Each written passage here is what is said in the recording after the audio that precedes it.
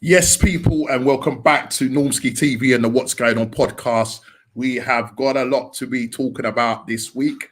So much to be putting our heads together and just basically reacting to what's happening over the weekend. Lots of coming and going, sackings, you name it. Listen, mate, we've got a lot to talk about. Please hit that like button, subscribe, and share if you are new on the road to 350. Let's keep it real, 350, and then we'll see where the next journey takes us. As I said, we've got an awful lot to talk about. When I say an awful lot, it's been in terms of the winter break, you've got half the teams playing, so you've got half of the Premier League playing and the rest of them sunning themselves out. Some in Dubai, having the old Salt Bay, eating certain meats out of man's hands, and bro, they cost a lot of money, that meat, yeah? So we're going to talk about that. Arsenal out in Dubai. I think the other half of the Premier League will be going on their warm winter break. I don't know where they'll be flying out to, so it'd be interesting to hear where Big D's team is going and where Chelsea's going, and obviously where Spurs is going as well. We have got Big D in the green room. Ez will be joining us soon. Chili will be joining us soon. What's his name is out in sunning himself in Dubai, Mr. Kofi Klopp. He might join us, he might not, but either way, bless up to you, bro. I hope you have a great time out there. And yeah, if you're in the chat, then let us know. But we are going to be talking all things football this weekend. There's a lot to talk about. And yeah, let's go for it. I'm waffling, I'm chatting nonsense. So listen, let me just bring on Mr. Big D, and we wait for Mr. Ez to come into the green room. But D, how you saying, man? How you doing? Yeah, I'm all right, bro. Still kind of fighting off this this chesty cold thing, man. It's kind of lingering. I've been making some mad concoctions. So the only thing, when I go out at night, obviously I can't put the white rum in there, innit? Otherwise, they're going to put me out for 6 in the car and thing. Yeah. But apart from that, I'm good. That's all right, mate. And family is good and everything. Is it snowing up? Is it snowing up them ways? So apparently it was over the west side of the Hamptons. Big up to Root Cause, brother. Yes, Root Cause. Big up, my guy. Yeah, but it hasn't got here. But it's been dipping into the minuses at night when I've been out. Yeah, man, it's been cold out there. Cold, and I think going out in the night, that's why it's taking me so long to shift this, man. Yeah, but I'm not really dealing with people in that sense. I'm just dealing with paperwork and on the phone. So I'm not putting anybody at risk or anything like that. You know what I mean? Just keep myself to myself, really. Yeah. No, for real. But it's been cold down south as well. Not gonna lie, man. Feeling a piece of chill there, you know what I mean? And as you said, Scotland is probably, I think Scotland has been hit with snow. So yeah. Well, I'm going to reach out to my niece after this because she lives in Glasgow. Okay. So, I'm going to check on her and see how it is out there. I bet it's wild. I used to work Craig, man, what you say, man? Yeah. Yes, Craig, I used to work out there for telecom, so I know when that snow kicks in up there, man. Man, they're called it all roads lead to Scotland. You know what? Back in the day, man, that was the gravy train, Norm. Yeah, the gravy train, my guy. I was talking about that the other day with one of my mates who say, yeah, especially when you go away to the digs, man, and the monies you get, bro. But we won't go into that, D. Telling you, man, it was the gravy train, man. It was the gravy train for real. You couldn't make it up, man. It was brilliant. Yeah, for real. But yeah, D, listen, Prem weekend is still happening. Winter break. You've got some teams coming back from their holidays, you know what I mean? Some coming back from Nyamin, meat from Salt Bay, you know what I mean? Giving it some of that. Got our manager, Nyamin, some meat from Mr. What name? Salt Bay, is that his name? Salt Bay. Salt Bay. Yeah, what, he was feeding mans. Feeding mans, man. I didn't kind of like that kind of thing, you know what I mean? And boy, no, hard back man should have another man feeding them, Norman. Yeah, I know it's expensive meat, but come on, bro. We could have done with that, putting that on a transfer thing, you know what I mean? Right. You're there. Nah, man. Madness. Nah, it's mad. But listen, look, I'm not going to begrudge. Listen, do I begrudge them for going out there? Look, I think they needed to go out and reset. You know what I mean? We will talk about Arsenal. We've got a game this weekend coming up, and they've had the warm weather training. They're now back in the country. They need to hit the ground running now because there's a certain Man City, a certain blue shark that's ready to go. Yeah, ready to go. De Bruyne is back. Yeah, proper back, absolutely proper back, and what a performance! The Newcastle game. We will talk about the Newcastle Man City game. What a game! It was possession football against counter attack. You know what I mean? But it was absolutely fantastic. The what I saw there. I mean, at one point I didn't think Newcastle were gonna come out the first half. I thought they were gonna be like 2-3-0 down with the way Newcastle Man City were playing. But listen, they soaked up the pressure and made a fist of it. Making it 2-1. You're thinking, ooh, you know what I mean? Could this be the one? But then a certain De Bruyne came on.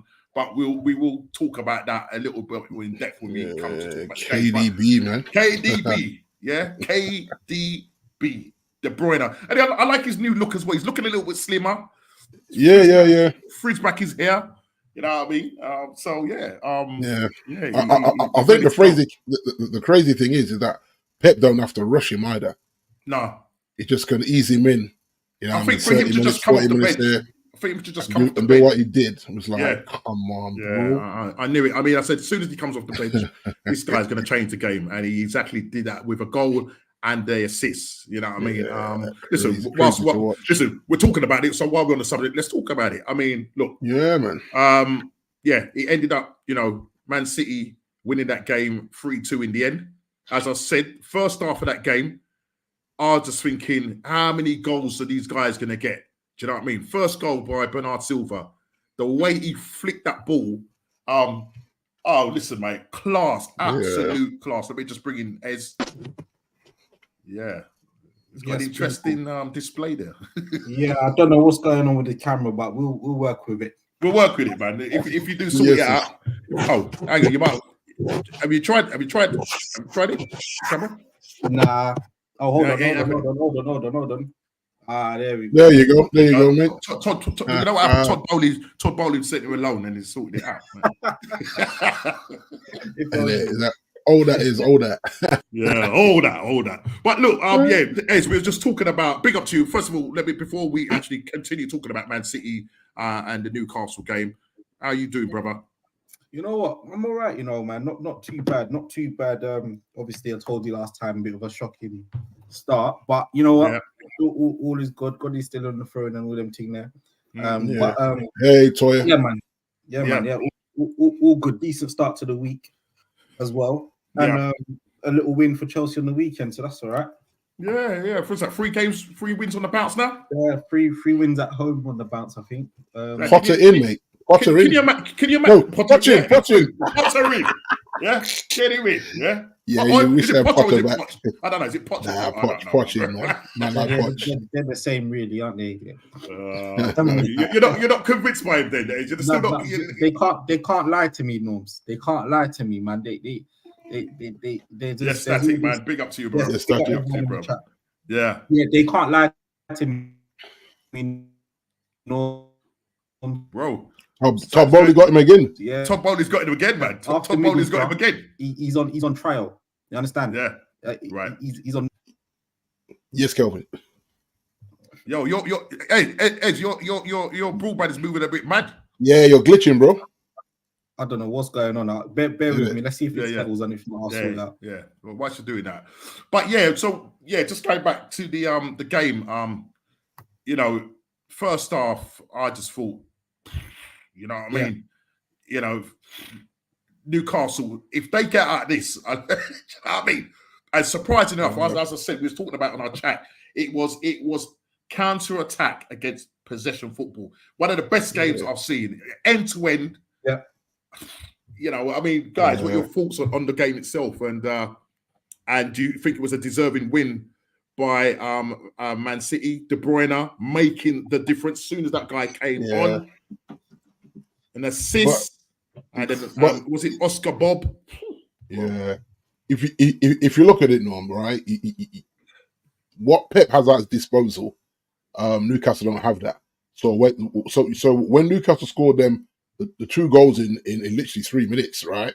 Yeah. I thought, game on. But then you always knew as the game went on, just because they've been playing those key players, for like without really rotating for what 2.5 months nearly.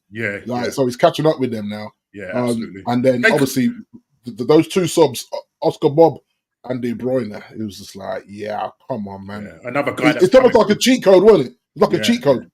So Man City is like, calm, bro. It's a great game. Yeah, great game to watch for the Newcastle. It was unfortunate because, as you rightly said, Newcastle, the injury, they couldn't bring anybody off the bench. They couldn't change it. Yeah, I think it was until maybe towards like the 80th minute. That's where they decided to bring them. Other than that, they couldn't change it at all. And you could see they were running out. Their legs were, running out of legs. Yeah. But as you said, soon as De Bruyne come on, it was like, bro. And as Calvin said, Eddie Howe was under pressure. But it looked like City was always going to win that game. Do you know what I mean? Because of course the size of their squad. But it's like anything, Norm. If you played winter sports outside, after like an hour or so, you start gassing out because it's so cold. So you're trying to keep your body warm, even though you're probably sweating in that cold. But you're just. That's why you have to just run off and just guzzle an energy drink or something. You know what Jamie Vardy used to do? 2 Mars bars on the sideline before, you know what I mean? And try and, otherwise you could see them fading. So as soon as Pep made them subs, I said, they're going to win this. I was a bit annoyed, to be honest with you. And that's more about haterade, you know what I mean, than anything else. Because I knew, I said, City can have this, that they're going to nick this. When I felt Newcastle deserved a point, But what did you think of? I mean, listen, for Newcastle to soak up the pressure that they won the first time, because I said they couldn't live with them. It was literally Newcastle, Man City were camped in their half, and I mean the goal from Bernard Silva, the first goal, I was like, whoa, right, proper Bernard. Proper Donna. But it was, I mean, what we then saw was them soaking up the pressure and then hitting them on the counter. And there was a couple of times where, because there was a lot of offsides in that game in terms of them holding their runs, but Man City were playing a high line and it was just a case of just getting the time right. And Trippier was one of the main guys for playing those vital balls over the top. You know what I mean? Switching it as well. To Isak, you know what I mean, and I said if they got it their timing right, you never know. They could have done the classic. I don't call it smash and grab because obviously they played a way that they knew they couldn't match Man City in terms of for pure football. So when Man City made a mistake, they capitalized on it. Had to be on it. So it was good. It was good. And then when they made the sub as well, the backup goalkeeper looked really shaky, didn't he? City's backup goalkeeper. He's good with his feet, right? But he just looked nervous yesterday. I mean, not yesterday, but in that game, I was like, what happened to you, mate? And they were saying that he got caught cold. He didn't expect to come on, so he didn't really warm up. Which is a bit mad, you know what I mean? Because from time you saw that my guy was in a bit distressed, then somebody should have said to him, like, just go get some air in your lungs, you know what I mean? But this is another problem. It's an annoyance for me, and I think it'd probably be the same for you guys. When they're offside, you can see it's a clear offside, and the linesman keeps his flag down. You can be avoiding a potential injury. Now you've got an injury where I think Walker clashed into Edison's knee. Yeah, he started. I think he was over because I think after that, they treated him for a little bit on the floor. Then I think what happened, he went to pass the ball out, nearly gave it away, and Newcastle could have capitalised on getting an equaliser. And then I think he went to kick the ball, and then I think he just went down holding his knee, and they said, "No, got to get this guy off." And as you said, the goalkeeper, the backup goalkeeper, was caught a bit cold. But when he did come on, I can't remember. Ortega. That's it. Ortega. You could see he's definitely not comfortable in the ball, because there's a couple of airy moments where, and that was early on. That was like 8th, 9th minute, that was quite early in the game, And so it did take him a while to get settled in, and you have to remember he don't play much either. So to get thrown into a game of that magnitude and intensity, I think Pep tends to play without warming up. Yeah, he tends to play in like the cup games. You know what I mean, and that. So I think he plays in like the FA Cup and when they win the Carabao Cup. But I know Edison will play Champions League and the Premier League. But question is, this is from Calvin. It goes, will the tune director still keep Al to go to the next level in the Premier League and Champions League? Now, obviously, Eddie Howe is going through a bit of challenge with injuries, and you know what I mean. They because of which is crazy, guys, and we will touch on that to do with FFP and P. Was it public? No, it's not. Was it? What's it? The PSR stand for again? What's the PSR stand for again? The what? Yeah, I'm trying to remember myself. What's the PSR stand for again, guys? Oh goodness! Anyone in the chat? Again? Anyone in the chat? I've got it. I've just put in the abbreviation, but listen, it's basically the sustainable, something to do with sustainable rule. Profit is based profit and sustainable rules. That's it. Yeah, profit and sustainable rule. It's crazy that this is affecting Newcastle stroke FFP. Yeah. But club with the size club they are in terms of the revenue that they've got, the backing that they've got, that they can't spend. But apparently they've got like 150 mil. I think they've reported an 150 mil loss or something over a couple of years. And this is the problem. This is the problem. The way it works isn't just about the amount of money you have to spend. It's about how much money you can prove that you bring in. Yes, from Dubai. Is in Dubai sunning himself? Man, like Toffees in Dubai, you know. Yeah, that. Big up yourself. Yeah, he's probably going down over there to meet Klopp. That's it. Right. No, it's not about the bank balance you have. It's about also it being fair in the proportion about how much commercially as well as how much money you generate. So some teams can prove that they've sold a certain amount of players and they fill their stadium every week and they've been in Europe for a certain amount of years. Whereas Newcastle kind of just reach Europe and they're out early again. So that's not going to help. They haven't sold any players for big bucks because they've only bought players for big bucks. They haven't sold for big bucks. So it's hard to kind of make that money unless they now do like a fire sale. What they need is one of their chairmen to really work out the way they're going to strategize this team. Because the whole point of them having this big money, and that's why someone put it in the chat earlier, will they keep Eddie Howe? They're going to have to keep Eddie Howe. They're going to have to keep Eddie Howe because also Eddie Howe's had this injury bench he's had to deal with. Yeah. And what does that mean to them players and their transfer values? And you know, you don't be surprised if in the summer, not so much now, but if in the summer they have to let go of a Callum Wilson, if they have to let go of a there's talk, there's Isak, there's talk about Ramirez going to PSG because they've got to balance their books. So they means that they need to sell players. And now there's all this talk about Arsenal should jump on it. I mean, Chelsea, I don't know how you getting around this because you guys are buying another couple of players again. Let me help you. Mason Mount 55 million, Havertz 60 million, Kovacic 30 million. You know that's 100 and something million right there. You know what I mean? We know. I think you made over 400 million in sales. Yeah, so in sales, and I think that's what's got. And I think that's what's got going for you guys because at the end of the day, the rest of the Premier League have to play catch up because of the amount. Yeah, because listen, you've got assets that you can sell. And that we want to sell, you know. For example, there's teams that have got assets. Of course, you do. You know, you could sell Saka for 100 and something, but you can't sell Saka because he's one of your best players. But I can sell Gallagher for 50 mil, no problem. I won't lose. Yeah, sleep. I mean, there's talk about him going possibly to Spurs.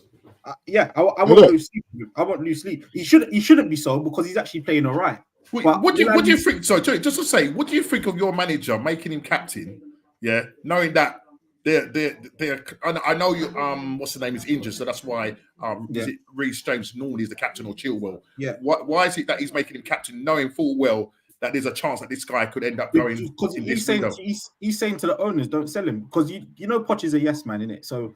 It's not Poch doesn't as much as he says, we're gonna go in the January window or we're not. He's not really calling them shots.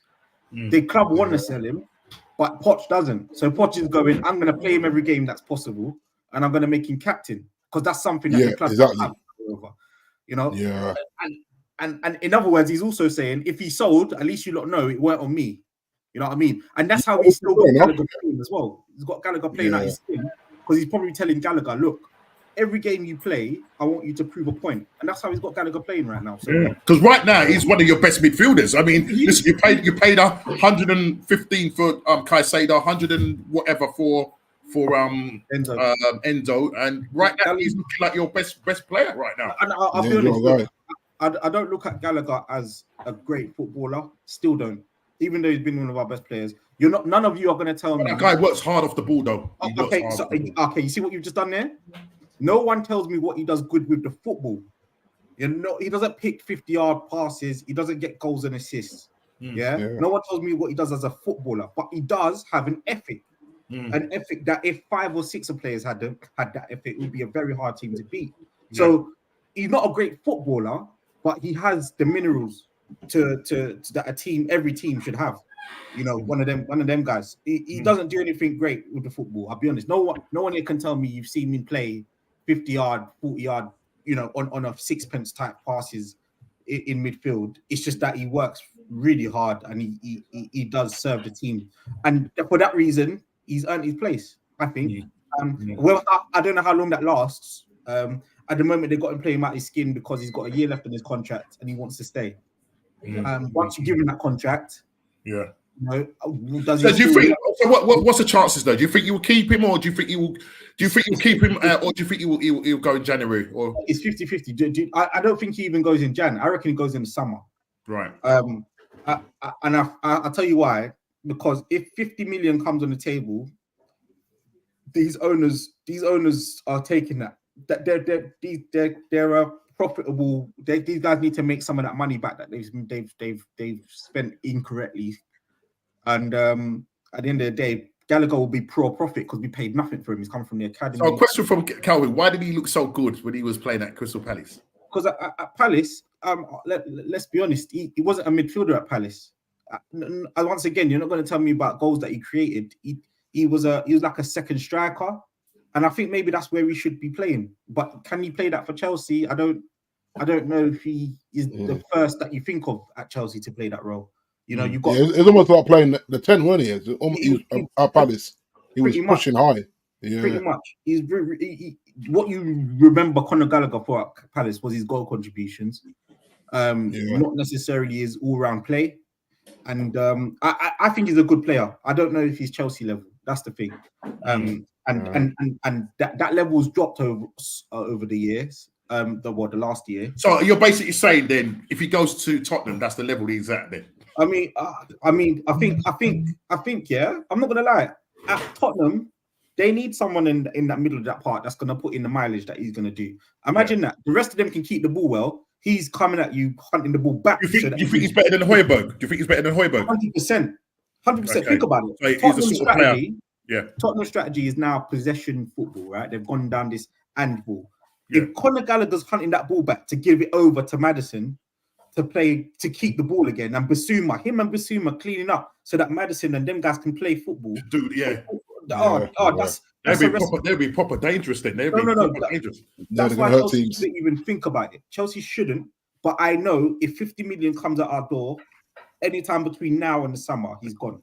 So he's gone. And it shouldn't happen. But Norms, you're talking about assets. Chelsea have 4 or 5 assets. Yes, Chile. Yes, chill. Chile down. Yo. Really in the house. What you say, bro? Yes, man. You got the spit hat on me. Can I just say, are you back from the Cardinals, man?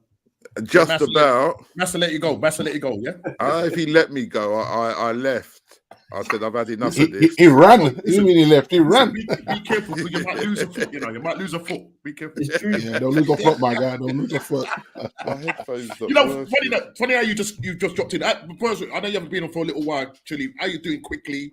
Yes. And then we're just talking about the potential of Gallagher going to Tottenham, and I did say to Ez that Ez doesn't think he's good enough for this. Might be a little bit cheeky, but Ez doesn't think he's good enough for.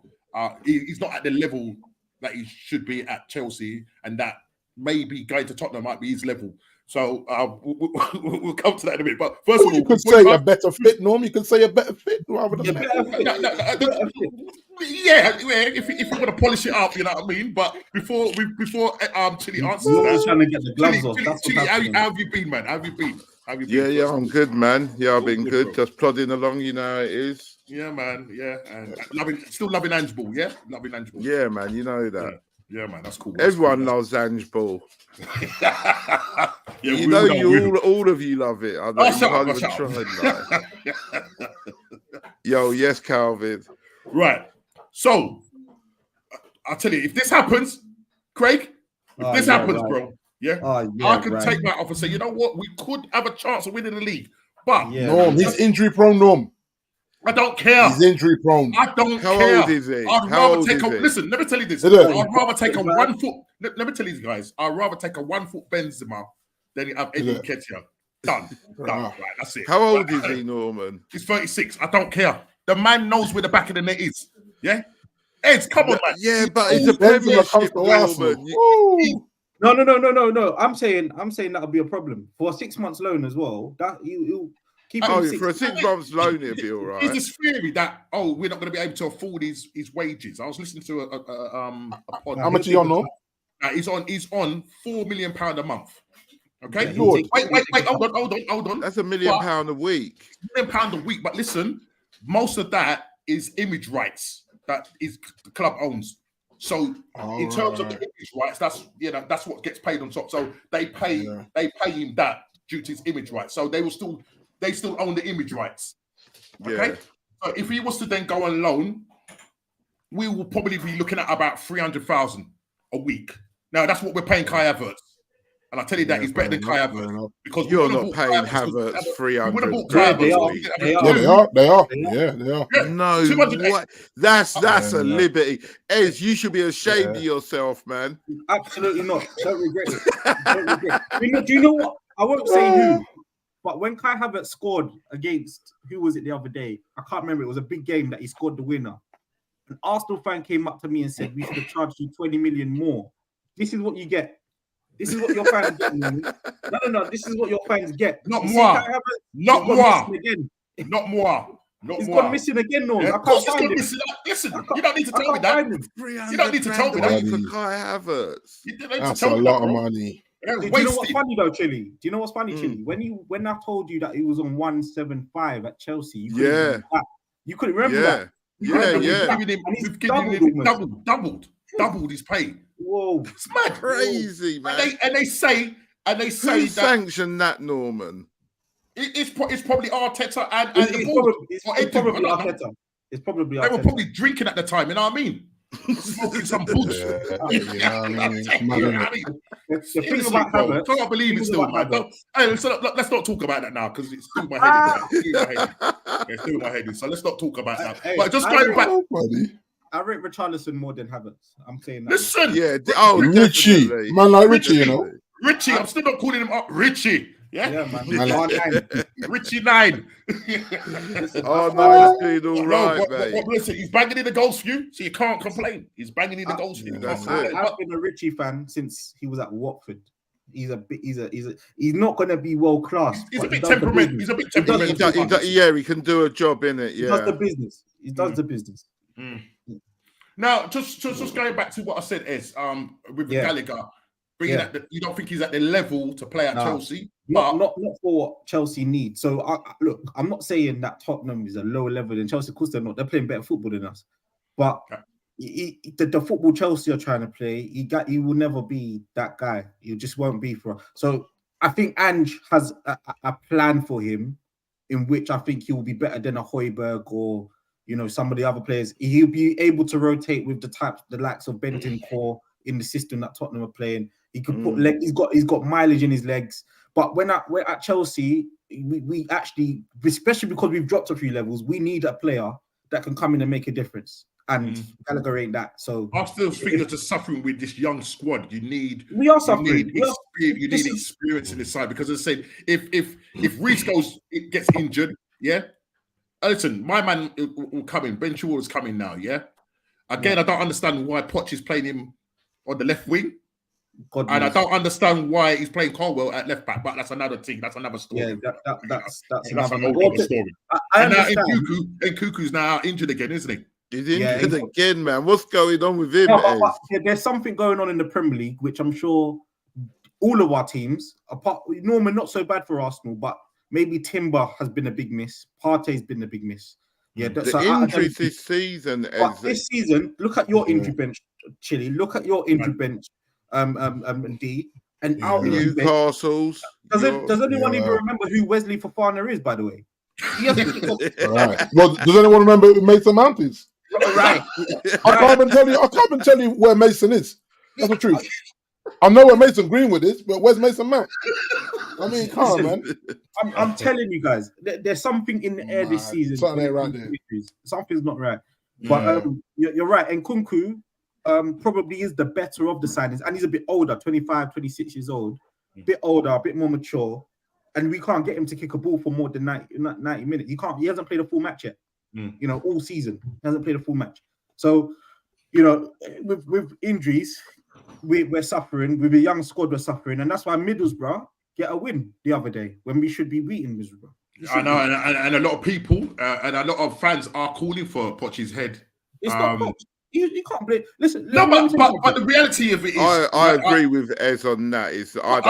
Listen, keep him in there. But I'm saying there's a lot of Chelsea fans calling for his head and saying this guy. You know what? At this level, okay. So what? Chelsea are what 9th, 10th in the league. Middlesbrough 14th. So that's a whole division equivalent lower below us, right? Yeah, 14th. So not even half where they're top of the championship. They're mid-table in their own league, right? Yeah. Poch should be able to go and have a barbecue in the changing room, put out his second, third team, and then man know what to do. Well, I need to ask our Cole Palmer missed those chances, mate. How did Cole Palmer miss those chances? Yes, a couple of them were crazy. You can't coach that. When a man can't put a ball in the net 3 yards out, and he's a top player as well. He's got 16 goal contributions this season, yeah? But that inability as a young player to keep your head, even though you're playing against a division below, you didn't respect your opponent. You didn't treat it serious. You thought, it's Middlesbrough. I come from Man City, mate. I used to play with Kevin De Bruyne and them, man. You need to keep your head, get the job done. You see how Kevin De Bruyne came on against Newcastle? No haircut, no beard, no. You know what I mean? Man look like he's been in rehab. You know what I mean? You know what I mean? Literally. Listen, that man, their shirt ain't even ironed. You know what I mean? Come and do the business. Yeah, come and go, bang, assist, 3 points done. What an assist though by him! What an assist by him to play that ball. That's what he does, though, Norman. That's what he does. That's a top player in 2024. Just levels, isn't it?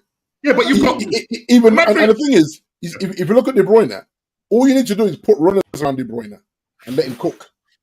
Just put runners around him and let him cook, and he's gonna do what. Yeah, because this guy, I mean, obviously he's gonna adapt his game. He's gonna obviously exactly. But he has this ability. He has this ability to find little pocket of space. Yeah. But when he picks that ball up, it's like he's not the quickest. It's not like he's the quickest run anymore. You ain't got to be the quickest, man. That's what I'm saying. You just put runners around him and let him cook in the middle. He's just the chef. Putting the ingredients around him, bam, bam, bam. He's a quarterback, innit? Just quarterback literally, that thing. Gone are the days where De Bruyne is ever going to play 50 games a season, yeah? Exactly. Yeah. You only need him. Pep probably only needs him 25, 30 games a season now. Yeah. And that's all comps. And more so this side of the season. You see how all that nonsense happens early in the season. You see this side of the season when it's business time. Yeah, Kevin, gonna need you now, mate. Yeah. Exactly. But they've got men like Foden that come in when he's out, and he's cooking as well. Do you know what I mean? Yeah.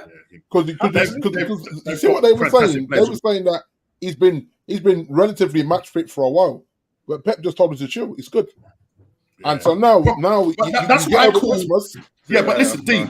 That's what I call proper man management.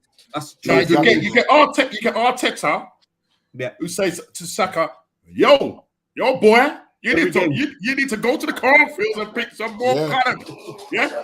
Save my job. Save my job, no. That's what he's doing. He said, "I need to save my job." Yeah. I watch Ollie do this. I'm watching Ten Hag do this. I'm watching Ten Hag do it. Rashford played through a foot injury under Ollie. Yeah, and the back injury and the shoulder injury. He's taking painkillers. Yeah, man. Save my job, FC. Yeah. Nonsense.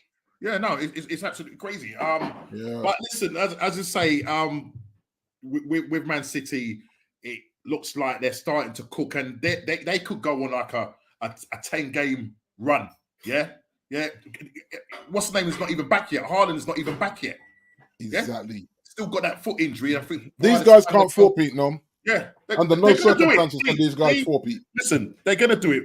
Paul Merson come out and said, this guy is somebody's got to step up. Tottenham, who? Villa, somebody.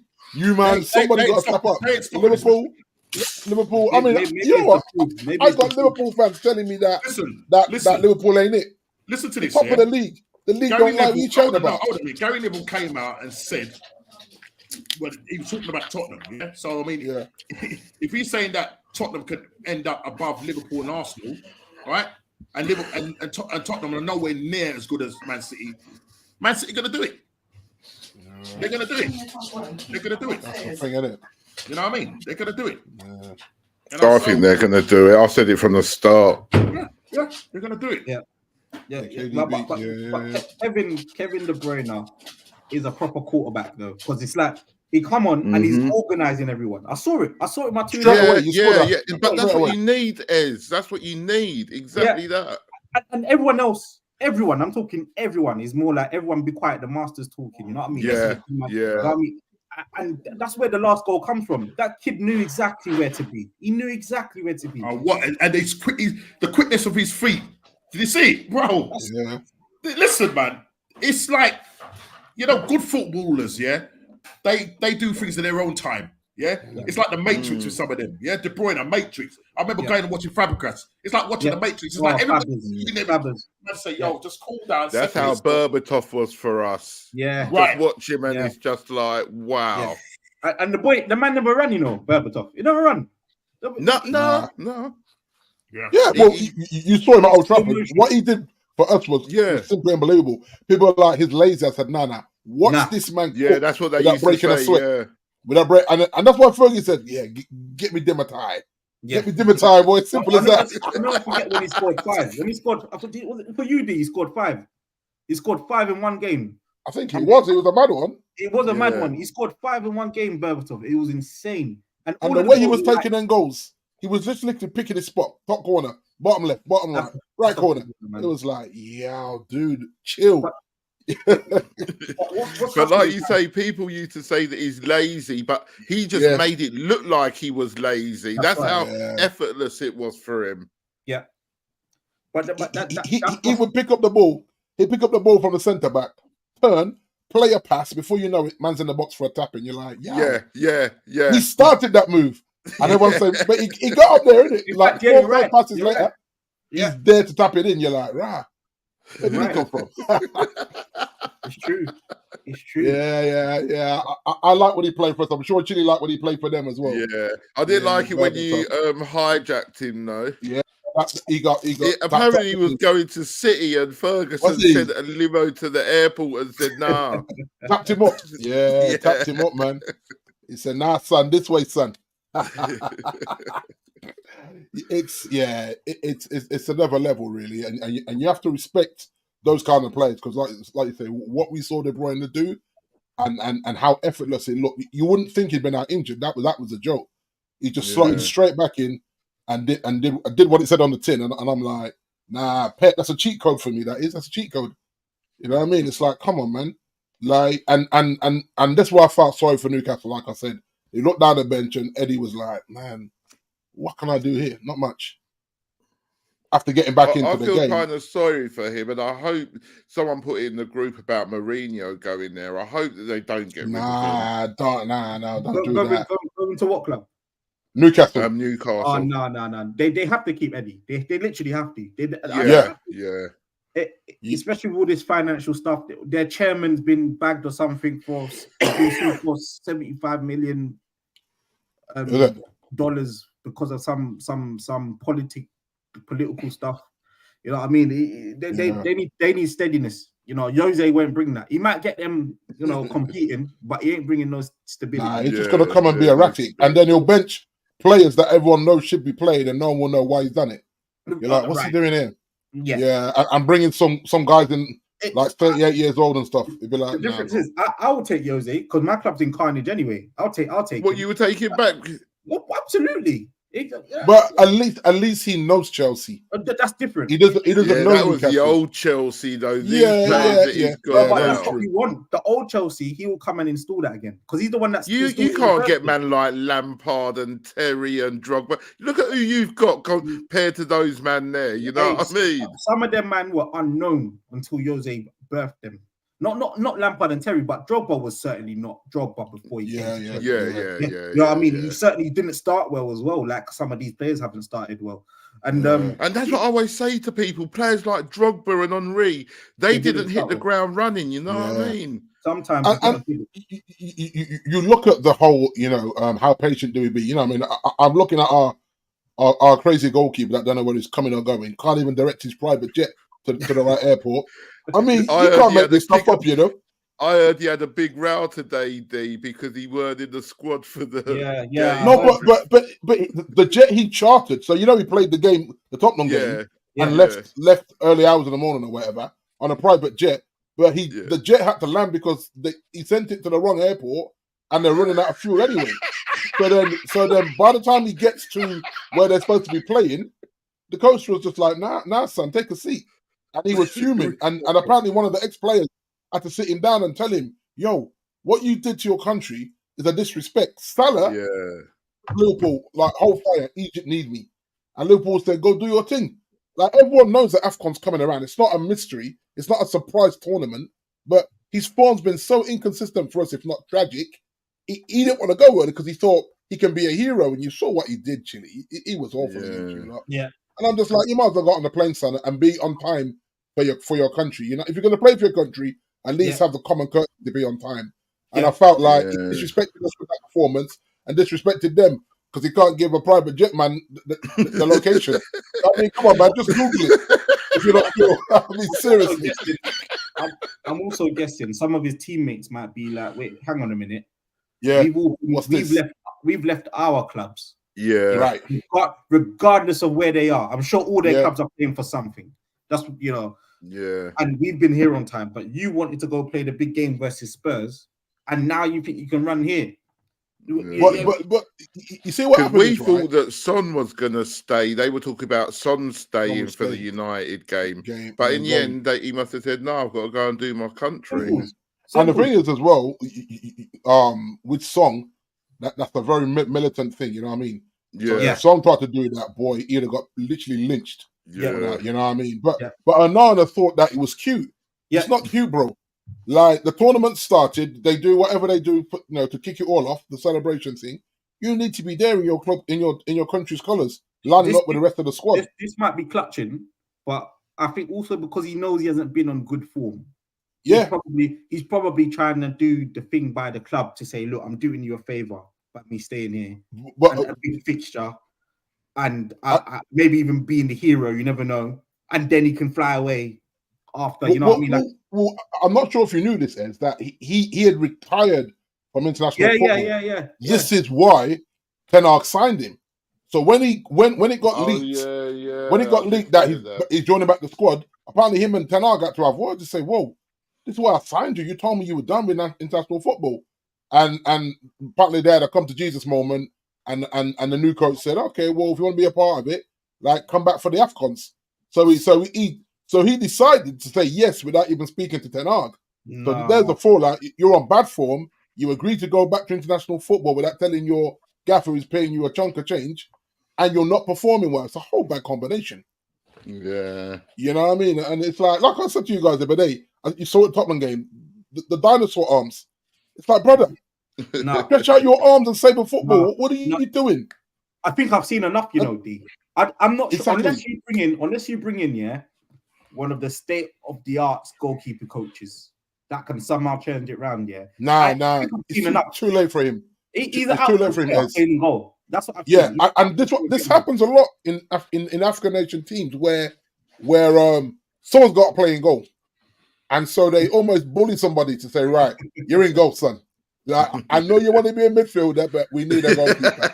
I reckon that most of the African nations, that's what the goalkeeper normally is bullied into goal against his wishes, and he's normally quite good with his feet because he's an outfield player.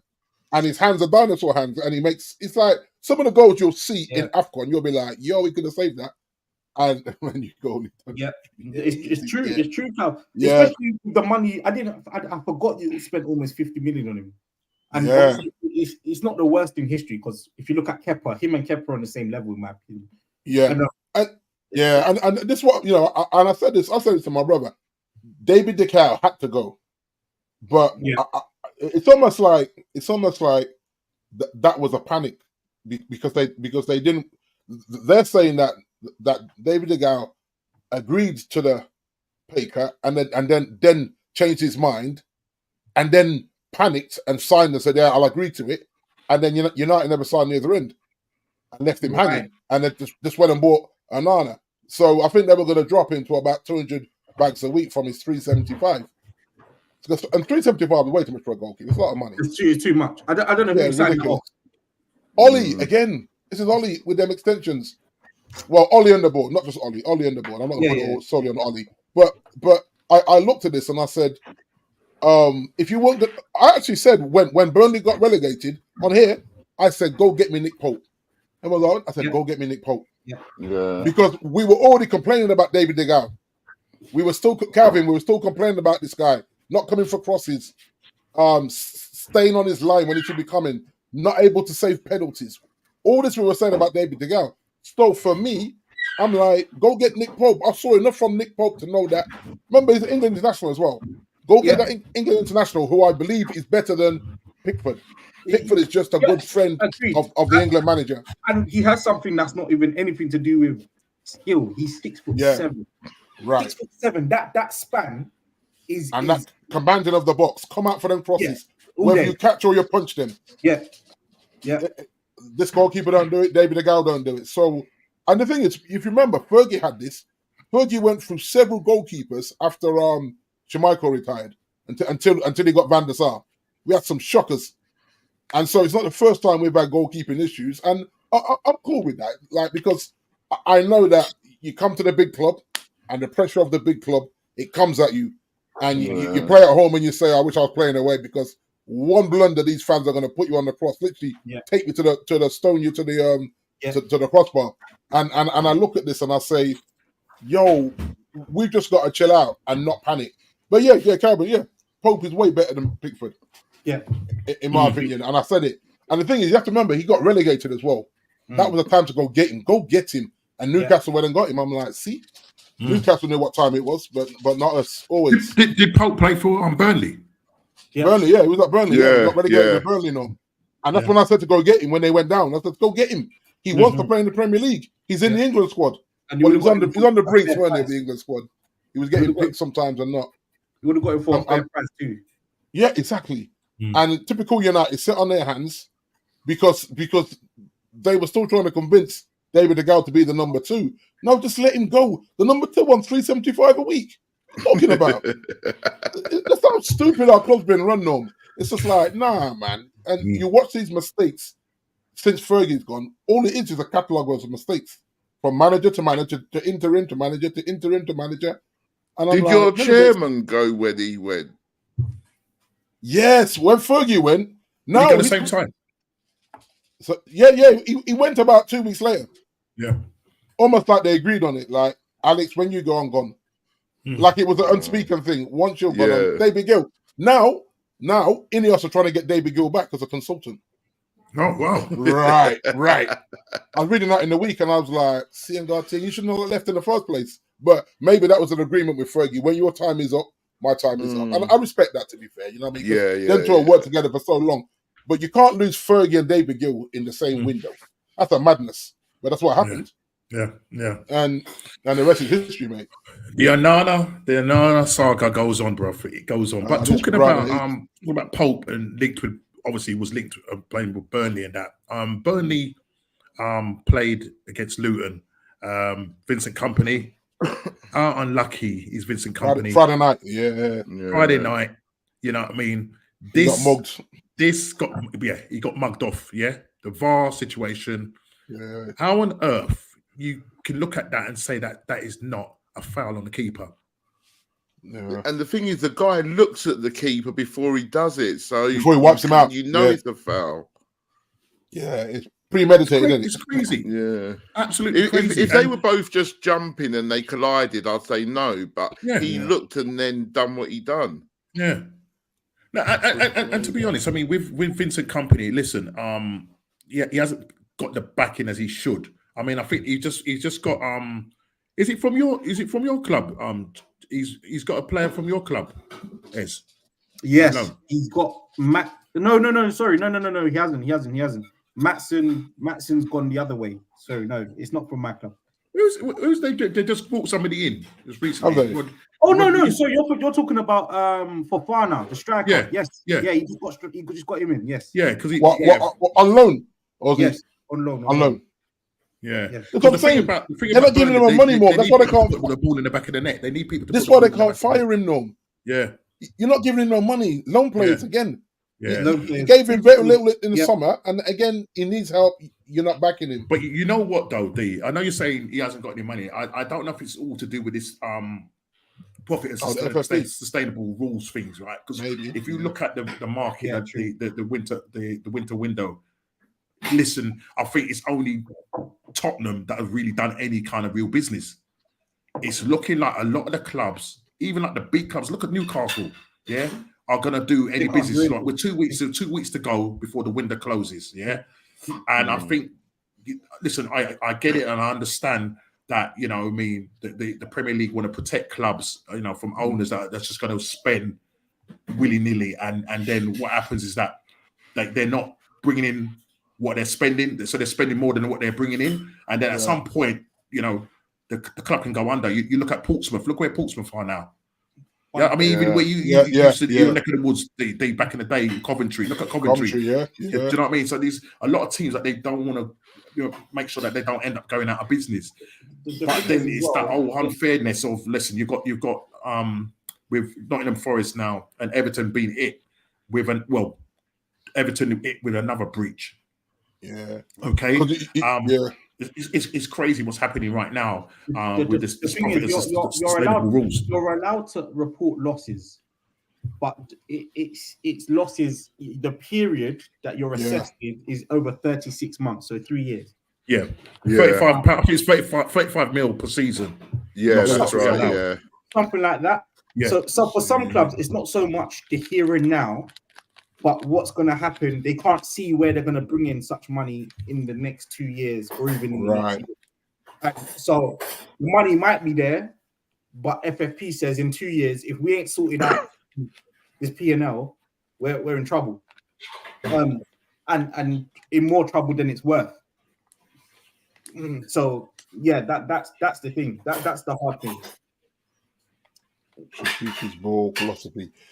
So, Calvin, I hear you with that, right? But the thing is, right, if you've got a group of players that are only going to play two types of way, and I think the first type is what got them promoted. Like, unless he's going to bring in a better quality of player, there's actually no point in twerking it, because he'd be mugging himself up as a coach, because they'll be like, well, why are we playing like this when we came up playing that way, and you haven't added to us to make us better? So it's a tough one for him, and that's why I've said it a few times. There's no point in them firing him for what? No. Unless company wants a big payday, as in I've still got 2.5 years left of my contract. So you know what, give me the money, then I'm cool. I'll get another job, because I think he will. I think he's a good coach. But you see that with all our managers, if they don't get to spend something, they cannot advance the team. The team will stay, because they are playing like a championship team, not being horrible. The all championship players. The only thing I will say is that teams like Luton were smart, because Luton brought in Ross Barkley, Townsend. Yeah, right. And you know what I mean? Some of them players. They've got Lokonga on loan. And they're not expensive guys, because I think Ross was free, Townsend was free. So then you're just dealing with wages. And then obviously on the loan, I'm sure it's not much on the loan side of things. So when you can do some smart business like that, and survive. That's the thing. That's the difference between Luton and Burnley. Burnley are but Burnley are trying to play their football still, and therefore they would need advancements in order to play the football at a high level. Whereas Luton are like, boy, we ain't know we're still building our stadium style. We ain't even got funds like that. We just need to survive. Bring me players with a little bit of Prem experience, and we'll stay up. And it's smart because if you look at it, Luton could actually they could pull a Houdini, you know. I think so. That's what I'm saying. And not because they're the best team out the bottom six. They've just done some smart things with the experience they've got in. Yeah, and I think when you're in a dogfight, you need a couple of people that have been there before, man. Yeah. And I think they've got that. I think they've got that with like Barkley, with Townsend, and that. Do you know what I mean? And listen, when Barkley was a bad man. Yes. Yeah. Right. Everton. Norman definitely remembers his debut, that goal against Arsenal, isn't it? Yeah. But I actually there was a time where I rated the kid, and then he got injured, and then some stuff went on with his mental health thing, and some of the bits and bobs, and then he was kind of just couldn't stay fit for a period of time. But there's no. He's got a static. Is that me? No, it's you. Static. Oh, cool. Static? Like static in my head first then. Okay. All right. Cool. But yeah, so. Was exactly. Barkley at Chelsea? Yeah. He went to Everton. He went to Nice. He went to Nice. Yeah. Didn't he? He started. He started. Yes, Junior. He started. Junior, big up, man. He started well at Chelsea. First season and a half. We even won the Europa with him. But then his injuries were quite bad, and then he just couldn't get back in the team, you know. So but he started well at Chelsea. We got him for cheap. We got him for like 15 million. Yeah, that's right, man. Normski, talking of Nice, apparently Ineos are going to sell Nice to buy more United. To buy more United shares, allegedly. Okay, all right. Which makes sense, you know. So he was looking for a footing. He's got a footing, and now he can. And to be fair, Jason said this to me. That he's trying to get his foot in the door. And once he gets his foot in the door, he can make some moves. I don't know what Nice is worth, but it would allow him to buy. I mean, they're not doing too well at the moment in their league at the moment. Do you know what I mean? No. And I think some Man United fans were worried about the fact that because the group Ineos that took he owns. Does he own Nice completely outright? I'm not sure. I think he does. I think he does. Majority stake. Yeah. So if he sells his majority stake, that money can come over into the United cap. So I'm not really, against that. You know what I mean? Because he's saying that he's not trying to take any money out of the club for now. He said we need to, you know. So if he's talking the right things, but if he sells Nice, then that is definitely the right direction. There are 2 or 3 players he should go and snap up from Nice. They've got 2 or 3 very, very good. I've never really watched them, as you know. Oh man, I've been watching them because Chelsea bought Strasbourg. Yeah, so I've been watching a bit more French league just to keep an eye on, because we've got 3 or 4 players out on loan. And Nice have 2 or 3 big young, like 23, 24 years old, but they're playing mature, and I reckon they'll come in as a shoo-in in the Prem. But we were trying to get one of their defenders as Jean Tabido. Something like that. Yeah, he's one of them. In fact, Man United are looking at him. You lot are looking at him now. What for the January or for the summer?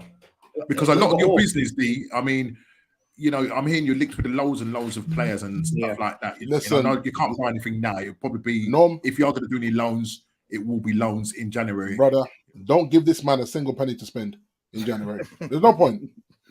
No point. And he's trying to force Ahmad out again.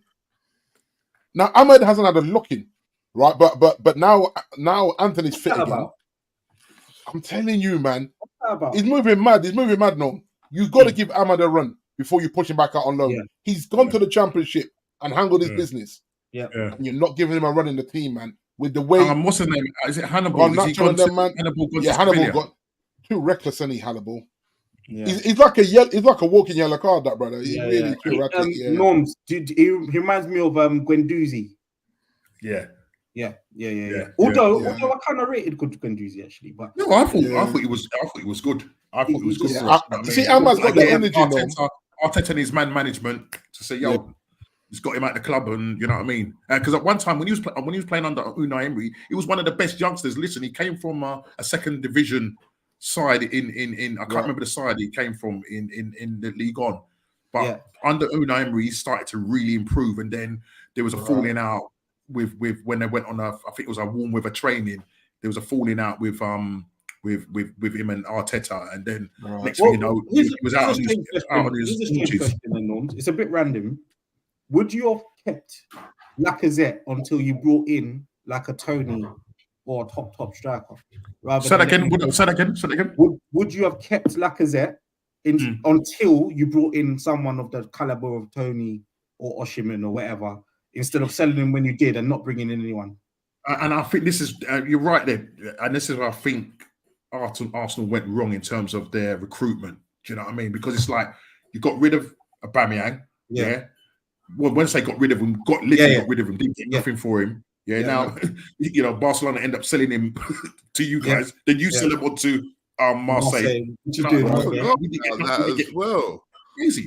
So you keep Lacazette as a. I think he was doing.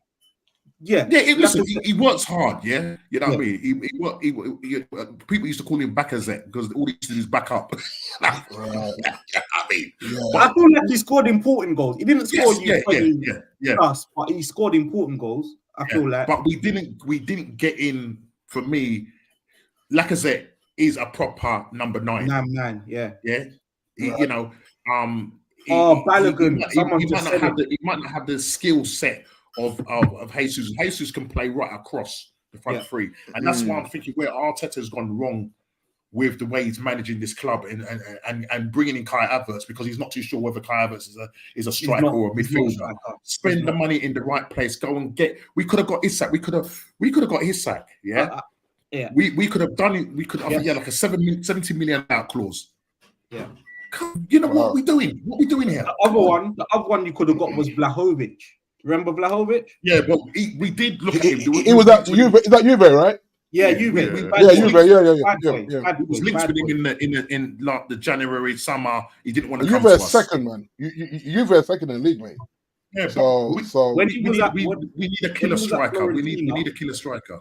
When he was at Fiorentina, Arsenal had first dibs. That's right. Right. You took your time, and Juve said, "Well, we can't let him go," and that's when Juve started to take on. So he wanted to go to Arsenal initially, but he took too long. And then he said, by the time you come back, he was like, "Look, I want to go Juve now." So Craig, this Balogun, where did he go? Monaco. He's got to Monaco. Right, he was when he was on loan at where was he on loan? Yes, again, I can't remember. At Reese. Rennes. I think it was Rennes. Wasn't it? Yeah. Right. Well, here's the chain reaction. He bagged 21 goals. One goal less than Mbappe. One goal less than Mbappe in the league. Yeah. And all summer went on, you know, because he says he had ambition. He wanted to play. He wanted to start.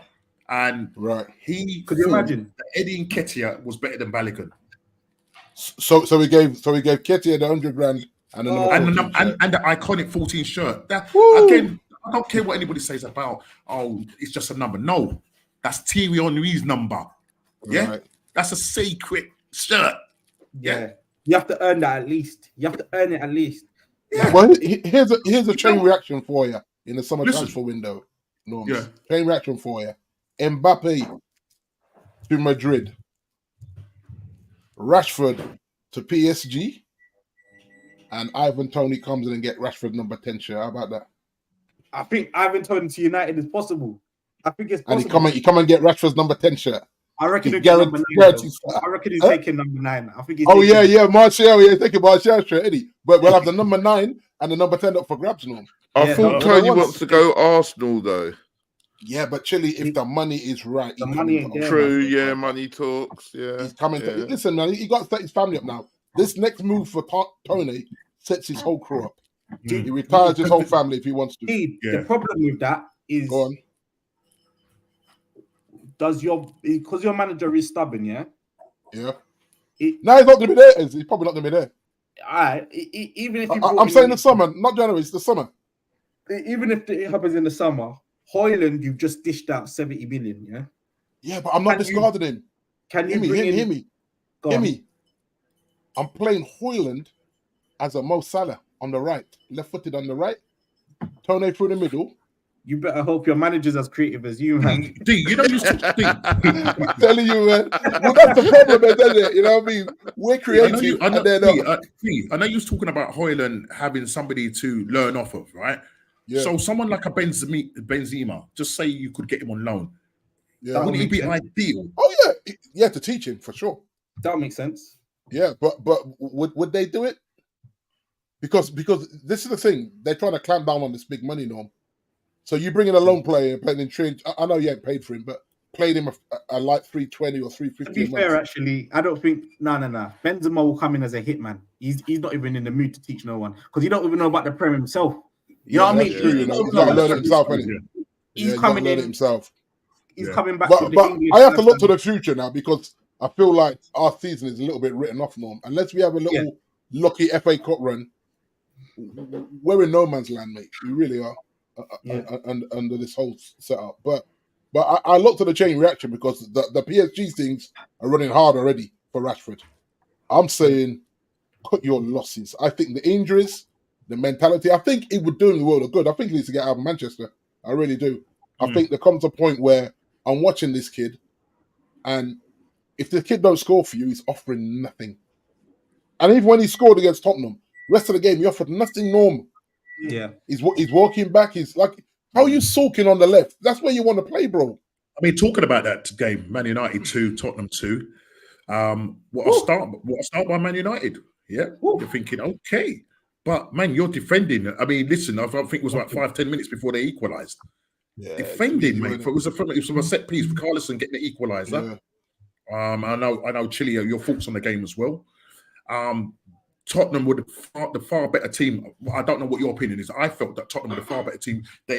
You could see the patterns of play that they were playing. It was almost like Man United players individually were playing off the cuff. Yeah. Where was Bruno? Where was Bruno? They're playing all these. Tottenham never go to Man United. Hollywood like that. We had, Hollywood. I can't remember how much possession we had. Chile, but we dominated it at Old Trafford. That never happened. Chile. It was like we was the away team, brother. No, for real. Yeah. It was. Yeah. And I'm not, this ain't clickbait. This is facts. I'm watching the game and I'm saying Tottenham playing like the home team here. Yeah. We have what I think we give, is it 5,000 or 6,000 tickets, Chile? I'm not even sure on the way end. I think it's 6. It's either 5,000 or 6,000 tickets. We're making more because at one point, right? Listen, you fans were nervous and Tottenham were out singing you guys. Yeah, this is what I'm saying. Can we play you every week? All them something there, and I'm like, you know what's right? When away fans come to your ground and mug you off like that, and we're literally playing like the away team, and then we need a goal, and we pull off our only creative player within Eriksen, and I say to myself, yeah, but you know what though, he didn't have he was running out of steam. But this is my point. No, I'm saying you can't bring him. He doesn't know how to play Eriksen. Right. Okay. Right. Play Eriksen in the 10. Yeah. That's right. Similar to where De Bruyne. Yeah. Right. So Bruno do the running up and down. Right. Yeah. It's common sense, isn't it? Yeah. To us it is. Yeah. He's expecting Eriksen to run for 90 minutes. That's not him no more. I reckon though, because he relies on Bruno so much, he don't want to upset Bruno. You know what I mean? That's a problem. And he knows if Bruno decides to sulk, that's his midfield gone completely. And I'll tell you what, and this is the thing about captain's armbands. Yes. I'm actually okay with having a few captains in my team. Mm-hmm. That way I can say, you're not playing today, son. Mm-hmm. A man can't say, "Oh, I'm the captain." No. I've got 4 captains, so you're not the captain. I've got 4 captains. Yeah, because if you've got leaders on, and this one we do lack leaders, and there's no missing that. Yeah, we do lack leaders because if you think about it, Rashford should be Man United captain, not Bruno. Because Rashford, Manchester kid, come through the ranks, England international, feeding the kids, rare, MBE. You know what I'm saying? But this brother, D, I've got a name for you, Paulo Dybala. apparently we're looking at him. It's 15 mil buyout clause. That's even from where? From where? That's even Roma. Euros. Roma. Yeah. Oh yes, Roma. Yeah. He's got a clause in the contract because of the way he left Juve. Yeah, Roma was always meant to be a stopgap. So as time goes by, that release clause has gone down and down and down. Until they get rid to other clubs. Now, no clubs come in for him yet. I don't know why. I think his agent's quite hard to deal with, but he's cheap as chips and he's a quality player. Quality player. I think that's a no-brainer for United right now. No, and I guarantee you, we never look in that direction. No, because this is how we're operating. And Calvin, you're right. He shouldn't have got it because I think we've just gone poor with this captain thing. And I'd rather not have a club captain and just select a captain on game day. Just for now, until we bring in that guy, the guy that we say this is him, this is the one, because we don't have that him right now. We don't have a Brian Robson or Roy Keane. Bring someone in and make him captain straight away. I tell you what, I said this, and you guys remember that. I said, bring Harry Kane in. Oh yeah. Sell who you got to sell, and give Harry the armband. And nobody's saying to Harry Kane. Not one person is saying, "Yo, you just got here, bro. Relax, I'm Harry Kane." That's it. Yeah. Relax, I'm Harry Kane. That's what you got to tell you. Yeah. And so I would never have a problem if Harry came in. Whatever you wanted, Chile. Remember, we were bantering all summer.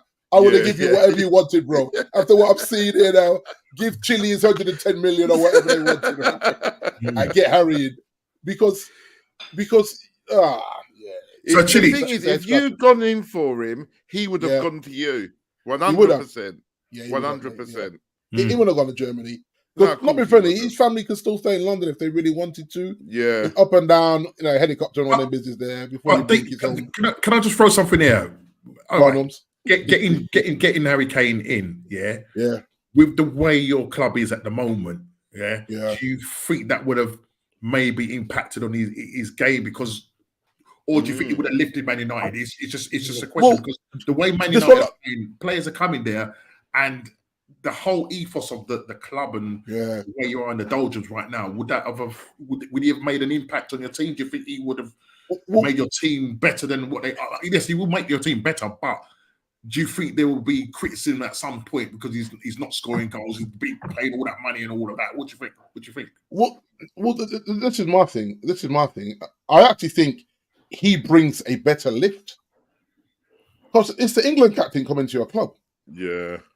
And so you got to look at that and say, not only that, if you watch Harry playing for Tottenham, the Chile will correct me if I'm wrong. So often you'd see Harry drop deep a little bit, and Son would come across. Harry drop deep and almost become a bit of a creator, as well as a striker. Mm-hmm. And so I wouldn't have no problem because then you can bench Bruno. Yeah, because you've got a multi-skilled striker that can come deep and get the ball and create for his wide men. Yeah. And I think we can play a bit of a different football. I'm not saying 10 hours because I think the stubbornness is killing him right now. Yeah. And I actually think it's a cry for help. I think he wants to get fired, Norm. He just needs his money. I think it's a cry for help because what he's doing screams fire me. It does. And I'm thinking, we can't keep firing managers because you spent 400 million, bro. Now you want to get fired. Now you're telling me that I can't play the Ajax way. You just spent 400 million. What are you talking about? These are your players. Yeah. And Dortmund come out and said Sancho's spot on. Yeah, which is interesting, isn't it? It's embarrassing, actually. Well, Ralph said he had Sancho for 6 months. And he had not a problem with him. Not a problem with the kid. He said, very easy to work with. There you go. But that's the difference. When you've got a director of football in there, I'm not saying that this stuff would have happened with Sancho. I'm saying it would have been sorted.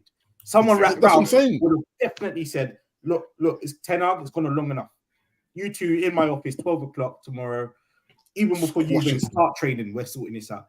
But Ez, you got to look at it as in, this is Ezra's business. Yeah.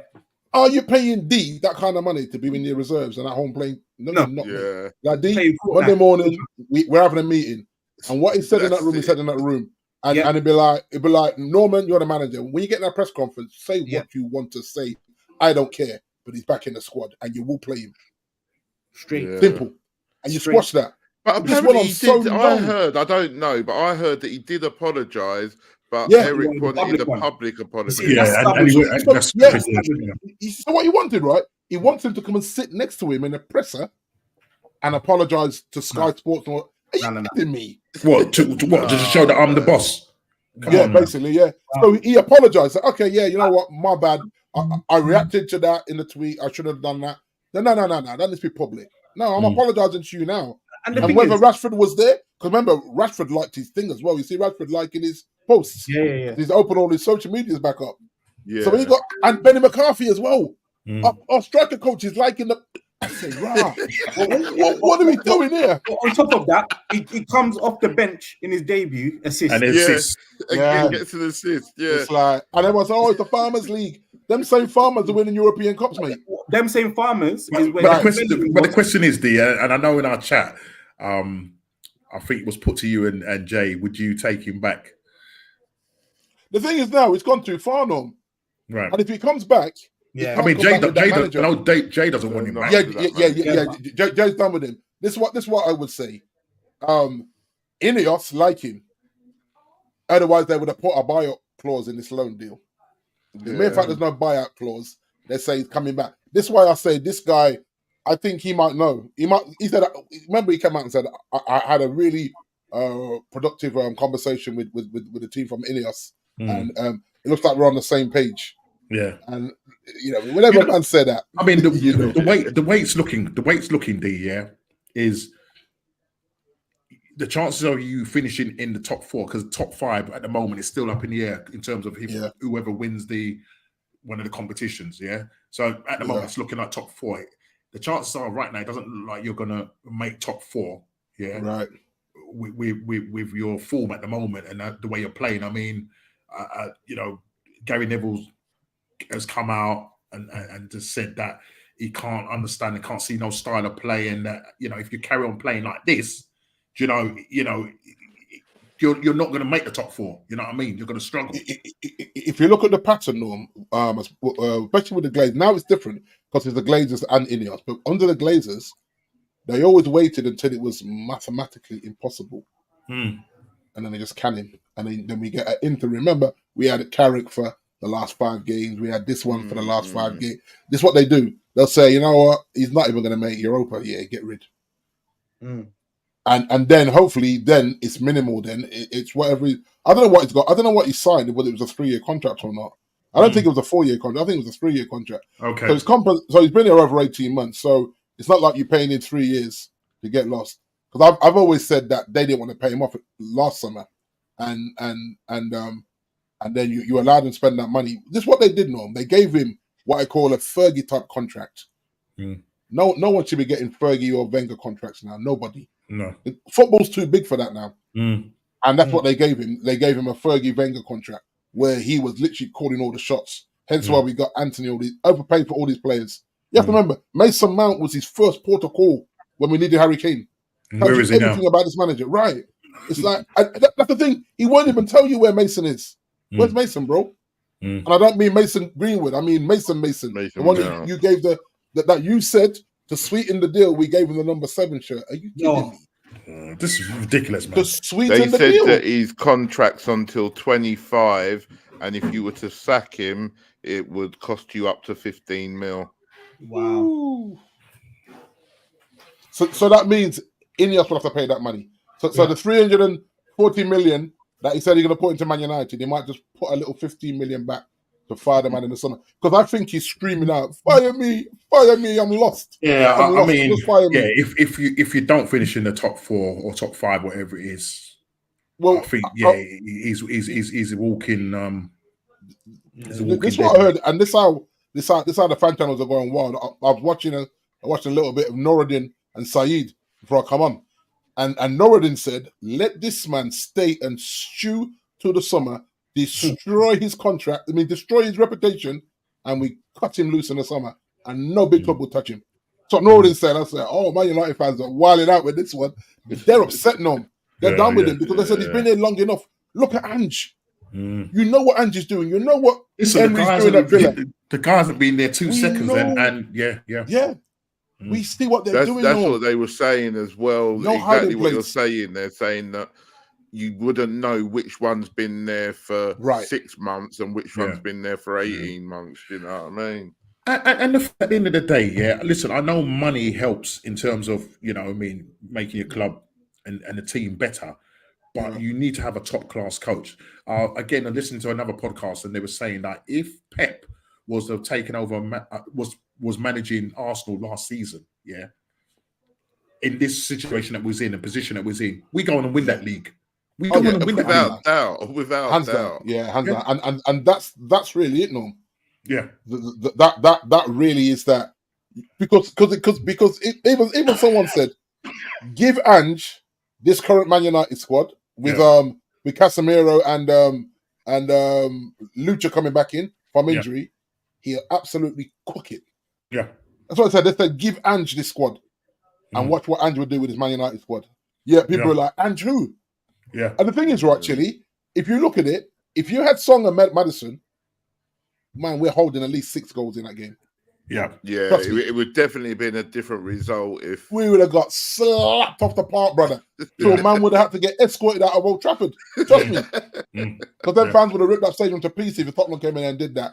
We're actually blessed that you had them 5 mans out, Because if you think about it, we're only missing Lucha, Casemiro, and Luke Shaw. Everyone else is starters, in my opinion. Or there or thereabouts, you know what I mean? And I look at this and I say, man, you got the tools, bro. So it's either you got the tools and you just don't understand it, or you got the tools and they can't stand you, so they're not trying for you. Something is definitely off, and he just comes and lies to us every press conference.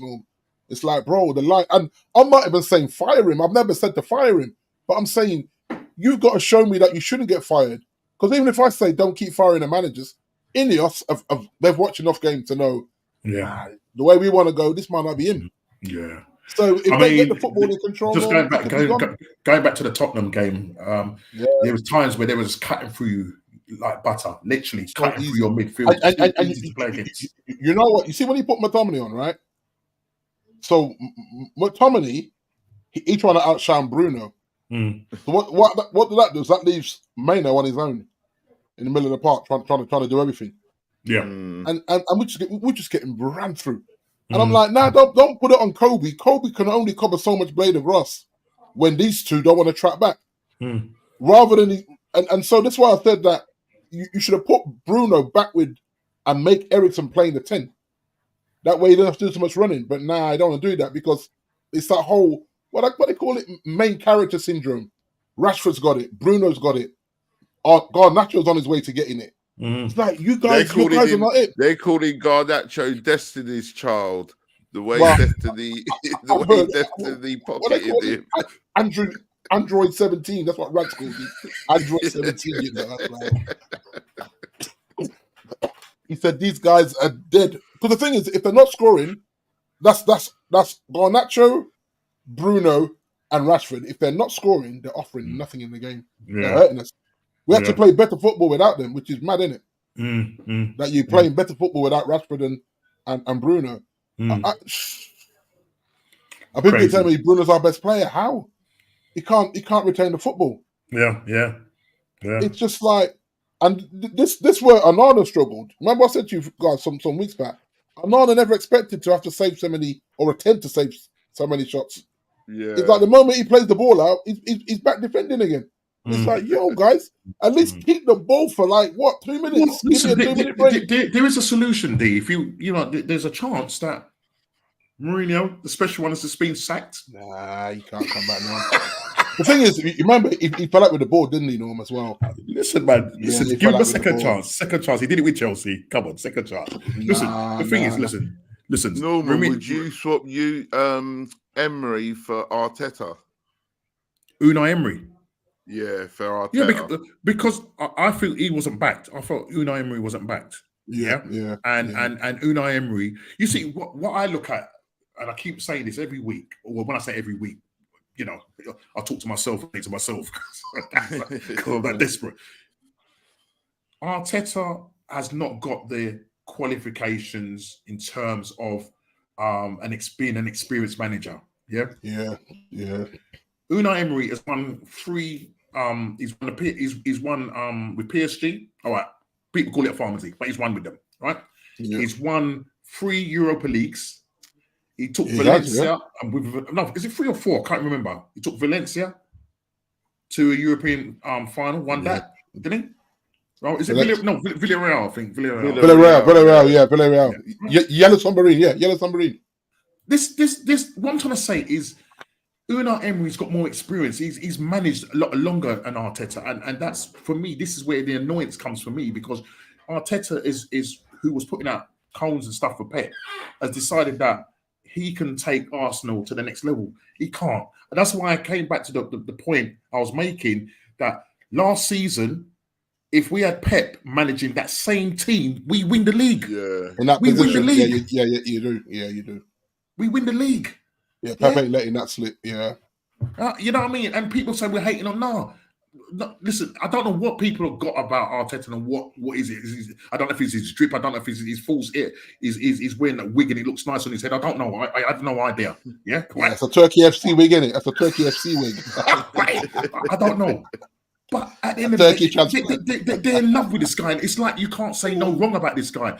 Arteta, as I keep saying, and I said it last week on the rack, he's not good enough to take Arsenal to the next level.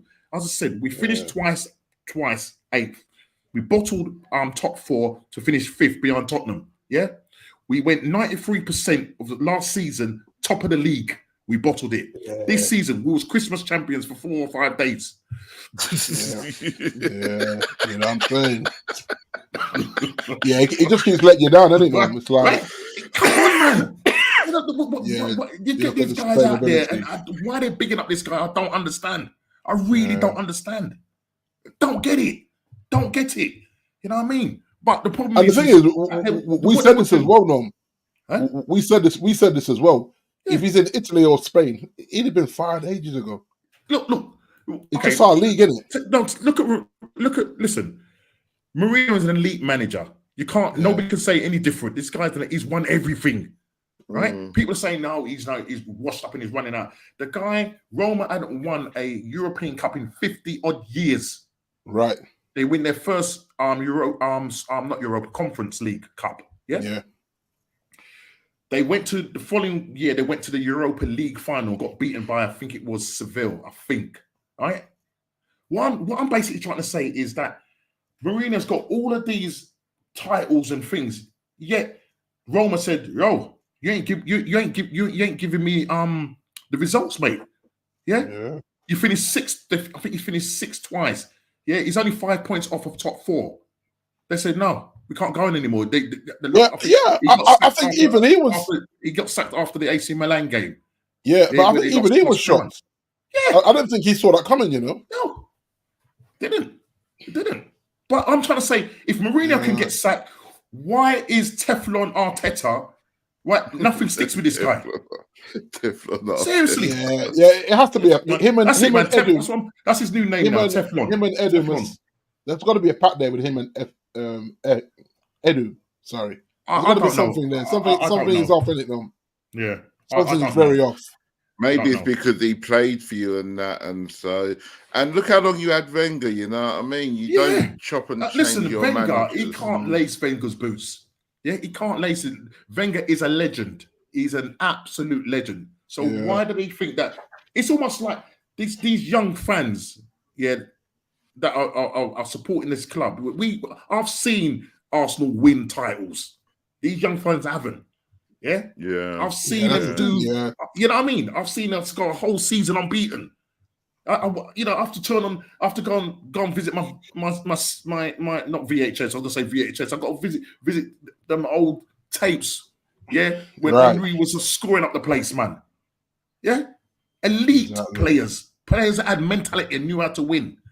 Yeah, we could have 10 men, and I still know we would win the game. Yeah, we haven't got the mentality or the minerals. Yeah, I just think that Arteta's killing man like Saka. You know what Yeah, I mean? but he's stubborn. He's stubborn, and he won't bring in somebody to back up Saka. Yeah, he would rather run the guy into the ground. You've got Nelson who hardly plays. Yeah. It's a madness. It's a madness. What's the guy with the blonde hair? Smith Rowe. Smith Rowe. Look at Smith Rowe. We was fighting for him not to go to Aston Villa. I think Aston Villa were looking one summer. I think Aston Villa were looking to pay some. I think Arsenal went like 50 mil. Then there was this backwards and forward, and then it was like, are we going to lose him? Because he's the one that saved Arteta's bacon. See, the season when I think we finished. I think it was the season when we finished 8th, but we was going on a bad run, and then he ended up scoring 10 goals that season. He saves his bacon. Now, okay, he's had injuries, but you've got the guy, you're bringing him on in a game against Liverpool with 3 minutes to go, normal time, to try and change the game. Come on, man. Yeah, it's. You know what I mean, it's a madness. It's a madness. But this is the way the man is going on, and at the end of the day, he will fall on his sword when it comes to Kai Havertz, and he will fall on his sword when it comes to him not saying, right, we need a proper striker. He started every week for you then, Norman? He doesn't necessarily start every week, because there was a couple of times he's come off the bench, but at the moment, he's obviously tried to try something different by playing him up front. Yeah, but you saw what happened against Liverpool. Look at the chances that we had, and he was missing. He's just no conviction with the guy. Yeah. You've wasted 65 million on a guy where you could have probably, as you said, gone and activate the release clause on Isak, yeah, who is a much better striker. Do you know what I'm trying to say? And that's why I would love to see Benzema come on a 6-month loan deal, because he is just class. I mean, even at 36, he's a lot better than all our strikers, all our front three or whatever. A lot better. But will he be able to do it in the Prem at 36 Norman? Yeah, listen, come on, man. He doesn't have to run around. Fast-paced league. No, man, he doesn't have to run around. He doesn't have to run around. Actually, he doesn't have to run around. The chances that we stay up the top there and wait. Yeah, listen, he just has to stay in the box. The chances that we created, that man could score up the place. Yeah. You know what I mean? But we'll see what happens. Listen, there's 2 weeks to go before the window closes. And I think the interesting thing is now, do you think that it will pick up? Do you think that obviously I know your team has brought in what's the guy is it Dragerson or whatever his name is? The defender, and then you've got Werner, Timo Werner. Now listen, Timo Werner might actually suit your thingy, because you've got some quick players. He's quick, but obviously I watched him in that game. You know what I mean? Going offside a couple of times and missing some chances, and that obviously he's gonna have to get used to the way the thing is, people are saying that he's rubbish and this, that, and the other, but most Chelsea fans liked him, and his stats ain't that bad really when you look at them. Like, we missed some sitters, and that's what people remember, like the ball's 4 yards out and you missed it, and so people remember that. And he was offside a lot. But he had a wild shot against United that went up into, well, it's probably still going now.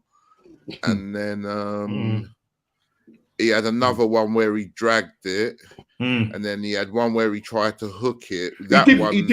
He did have an assist though, didn't he? For and then he got an assist. But that Chile, goal there, D, you must have been pissed when that goal went in the way we just walked through you. It was just too easy. That's what I'm saying. It was like, it's almost like we were playing up like normal pedestrian football, wide open, and it's just like, come on, guys, this happens too often. And I'm sure the fans, I can imagine, they're probably booing. You know what I mean? You got to look at that and say, you have to take advantage of this. You're at home. Like I said earlier in the stream, we played like the away team with a depleted Tottenham, against a depleted Tottenham, sorry. And I'm like, nah. And the thing is, there's no excuses, Norm. Yeah, I said it earlier on in the show. Like, Tottenham had like 4 or 5 key players missing, okay? Yeah. And Gary Neville turned around and said in that show at the end, I know where Keane was sort of saying they just need to calm down on the way they're bigging up things. They was even bigging up the coach driver, he was saying. But Roy Keane is a bit of a hater anyway. But apparently he's a low key Spurs fan. Apparently that's what I heard. Fan. Roy Keane is, but he's just saying, listen, just calm down, everybody, calm down, right? But what I'm going to say is that at the end of the day, you've got 5 of these players missing, And Gary Neville was saying that if you had all these players back, he reckons, personally speaking, that that Tottenham side will finish above Liverpool and Arsenal. So, possibly a second place or third place finish. You know what I mean? And once they get those players back, and obviously they've bought Timo Werner and Dragerson, and I don't know if they're going to add any more players. I mean, are you likely to add any more in this window, Chile, or is that? They said that they're looking at getting in at 8 or a 6, but whether they do or not, I don't know. But I think that they should go for Paulo Dybala, man. Yeah, for 15 million. I don't know what his wages are like, but for 15 mil. See that, Calvin? We'll just see. I mean, listen. What on a loan deal or actually buying him 15? Because obviously you're using that money from for Harry 15 Kane. Mil. All right, so you're using that money from the Harry Kane. Yeah. We've got money to spend. They said we could spend a whole heap of money and still meet FFP or the profit sustainable rules things. Yeah. And that's the thing. We bring in a lot of money now. We've got the new stadium, which has like almost doubled our capacity. Yeah. Or added a third, say, to our capacity. Yeah. And then he's got Beyonce over there. He's got some go-karting. Yeah. Well, Levy, that's what I'm saying. So when it comes to that side of it, Levy does that. Football. Yeah, he does that well. You know what I mean? So he's bringing in the revenue. Boxing. You know. Yeah, man, I just went to that Beyonce thing. That stadium's really nice. Yeah. He's what? Yeah, went to that concert. What's your stadium old? 63,000? 61 or 62. No, it's more than. I think it's 1,000 more. It's 1,000 more than yours. Yeah, that's right. Yeah, I think it's about 62 because ours is 61 something. Yeah, so it must be 60. So you've got your match day, you've got your match day revenue, you've got all those other things outside of that going on. Yeah. And now that your team now and the club is now getting things together on and off the field, you now got a manager that's coming now who's playing good football, and is relatively getting backing from the board. Yeah, because before previous managers, you know what I mean. You'll buy it in the summer, but or you well, I say buy in the summer, you wouldn't get the players that you really wanted. Yeah. Right. Whereas now it seems like everything that my man has asked for, he seems to be getting it. Do you know what I mean? But I also think that's because we've got normally we do what Man United done with that midfielder that they wanted. I can't remember what his name is, but just that's your target and just go for him and go for him and go for him. You're talking about De Jong. Yeah, Frankie. Yeah. And then when they end up not coming, you've got no backup plan. Yeah, and that's the problem because you're leaving it so late. Yeah, because you're leaving it so late in the window that you end up, as you say, going for paying over the odds for a Casemiro because you didn't need. But paying over the odds for Anthony as well. Yeah, and Anthony as well. Yeah, they were all done very late in the window, like whatever, 8 or 9 days to go. Yeah, you're panicking now. When you could get that, if I would say in the summer, if you can get in that first 2 weeks, get the bulk of your signings done, then you're calm because you can just pick up any loose cannons that you fancy without overpaying. But your main guys have got to come into those first 2 weeks of the window. So in January, you've already got to be talking to them agents and saying, right, what's he saying? Is he extended there? What's his buyout? You're doing these deals in January. That way, bam, second week in summer, 2 main guys come in, and then you can, we can let him go now. We can don't have to renew him because we got these. But when you're scrambling, you always get mugged off. When you scramble, you get mugged off.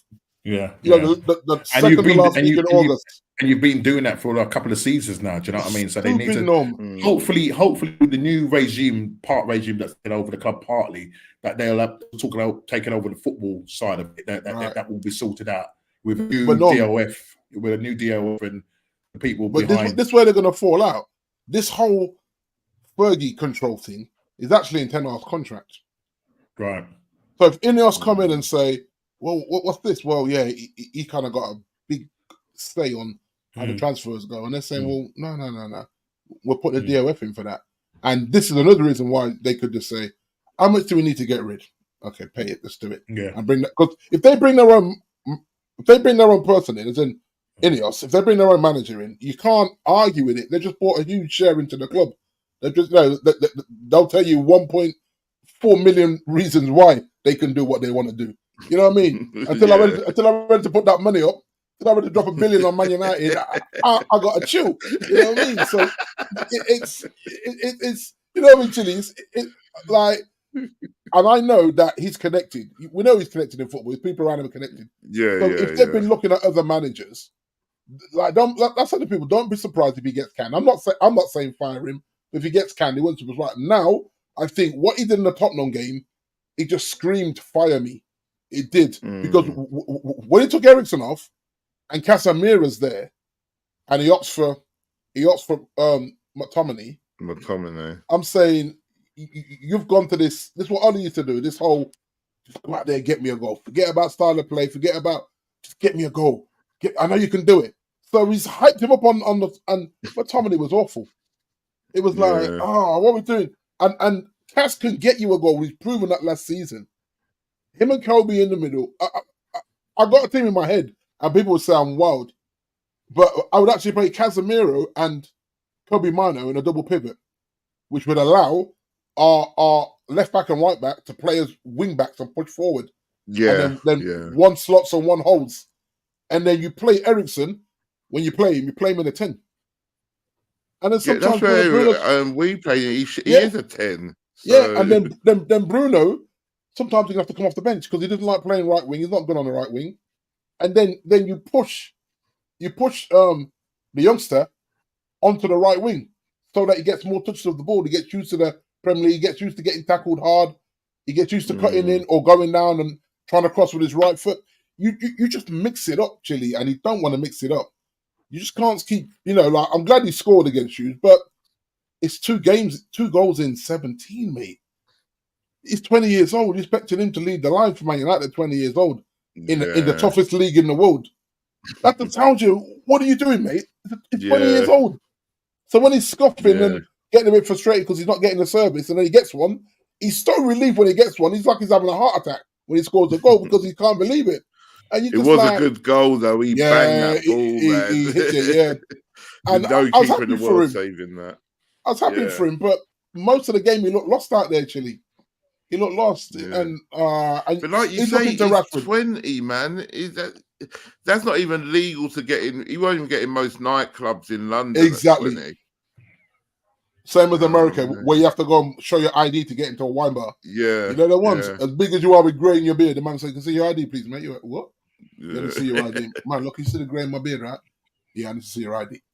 That's it. So you put a 20-year-old under this kind of pressure to come in and cook in a Premier League that is known to be brutal, heavy pitches in the winter with the rain and the frost, and this guy's supposed to carry the line. He already came in injured. People forget this as well. He came in with a back injury. So we bought him injured straight away. That's my business. We overpaid for a 20-year-old. Okay, take care, everyone. Bye-bye. It's like, I'm lost. 20-year-old with a back injury, we overpaid for him. And we say, yeah, there you go, son. It's Man United. Go lead the line for us. Didn't you pay like 70 EMs for him? Yeah, 72 million or something like that.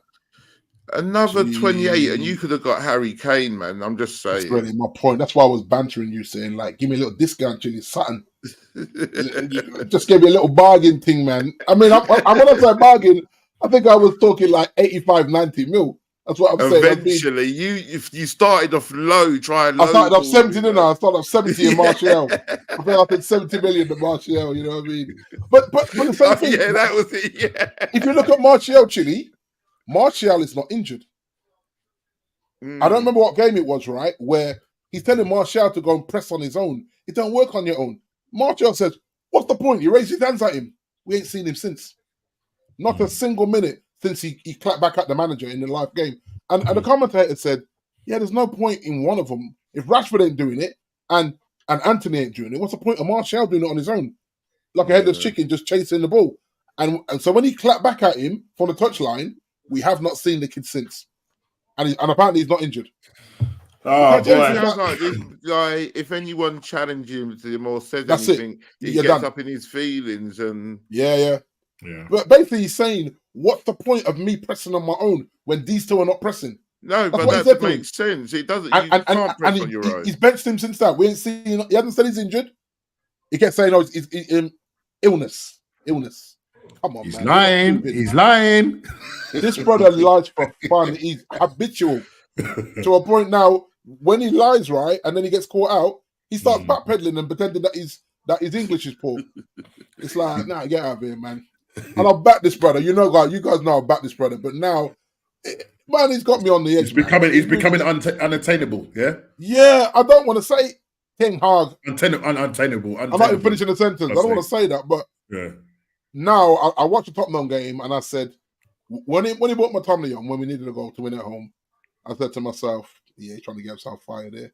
Because McTominay's not going to give you much creativity. He'll ghost in and get in Bruno's way and nick one of Bruno's goals. That's why Bruno don't... When they made the sub, Bruno was furious. I don't know if you saw that, Chili. When Bruno looks to the bench, he's like, what are you doing? Because he knows that McTominay cramps his style. Because McTominay, he goes into Bruno positions. Because you don't want to sit back and defend with Mino. That's why I knew Mono would get exposed. I'm watching it, I'm saying, what an awful... Because there was an incident in there for the I think it was for the second goal, and they were doing an analysis where Mano, because they didn't have anybody to tell him what to do. He came across, I think, to mark someone else, and then he left a big hole in the middle. And whoever picked up the ball, that's what I'm saying. So whoever picked up the ball in that space, he was able to then, get that ball over to Timo Werner. And that's where the goal come from. And how many minutes was it into the second half before they got the equaliser? Yeah, I think it was it was quite early. I'm not even sure the managers were in their seats yet. Yeah, quite possibly. Yeah, that's how quick it was, no. Quite possibly. Sure, he was still walking. Listen, the 46th minute. That's what I'm saying, because Ten Hag was still walking down the touchline thing, because Old Trafford, you have to go in the corner to go to the changing rooms. Yeah. He was still walking down when they scored, because you could see his face say, I just got out of here. What are you doing? You can see he wanted to thump a man in his head, like, I just got out on the pitch and they scored. He must have given his team talk, gone to the toilet, come out and they scored. He was like, nah, bro. I just went for a you know what? It's just like, no. These guys have me infuriated. It was fluffy laziness, man. Well, you can't be on that money. And this way now, I'm totally in agreement with these guys getting 50% docked every time they don't show up for work properly. Dock their money. Hurt them, because once you start messing with their money, you're going to see it's up for the fight now. Honestly, they're a disgrace, man. I was embarrassed. I like, nah, man. And in the end, I said, let Tottenham go and win it, because you lot don't deserve to win this game. You're a disgrace, man. 60 quid is the average ticket price at Old Trafford now, Norm. 60 quid to watch that. Not my money. Nah, sir. No, not my money. Nah. But petrol money and food and car parking and all the rest of it. Yeah. Looking at 200 quid for a day out in Manchester to watch that. Nah. I'm working too hard, Norm. Listen, nights, as you guys know. Man United. Listen, let's quickly just move on to that. Let's just move on to this last thing. We kind of touched it on in the show, but obviously situation with this PSR thing, the axe is being welled, and Nottingham Forest and Everton again have been. This is a club statement from. I mean, quite a measured statement from the club. Nottingham Forest acknowledged the statement from the Premier League, confirmed that the club has today been charged with a breach of the league's profitability and sustainability rules. The club intends to continue to cooperate fully with the Premier League on this matter and are confident of a speedy and fair resolution. Well, let's hope that's not points deduction, because listen, I like Nottingham Forest. I wouldn't say, well, if you look at the table, they're currently sitting 15th on 20 points. They're 4 points off of things. So they if they were to get points deducted, they could get pulled right down into the relegation. If they get 10 points deducted, they could be second from bottom. Yeah. Only Burnley, obviously, are second from bottom on 12 points. Sheffield United holding up the table on 9 points.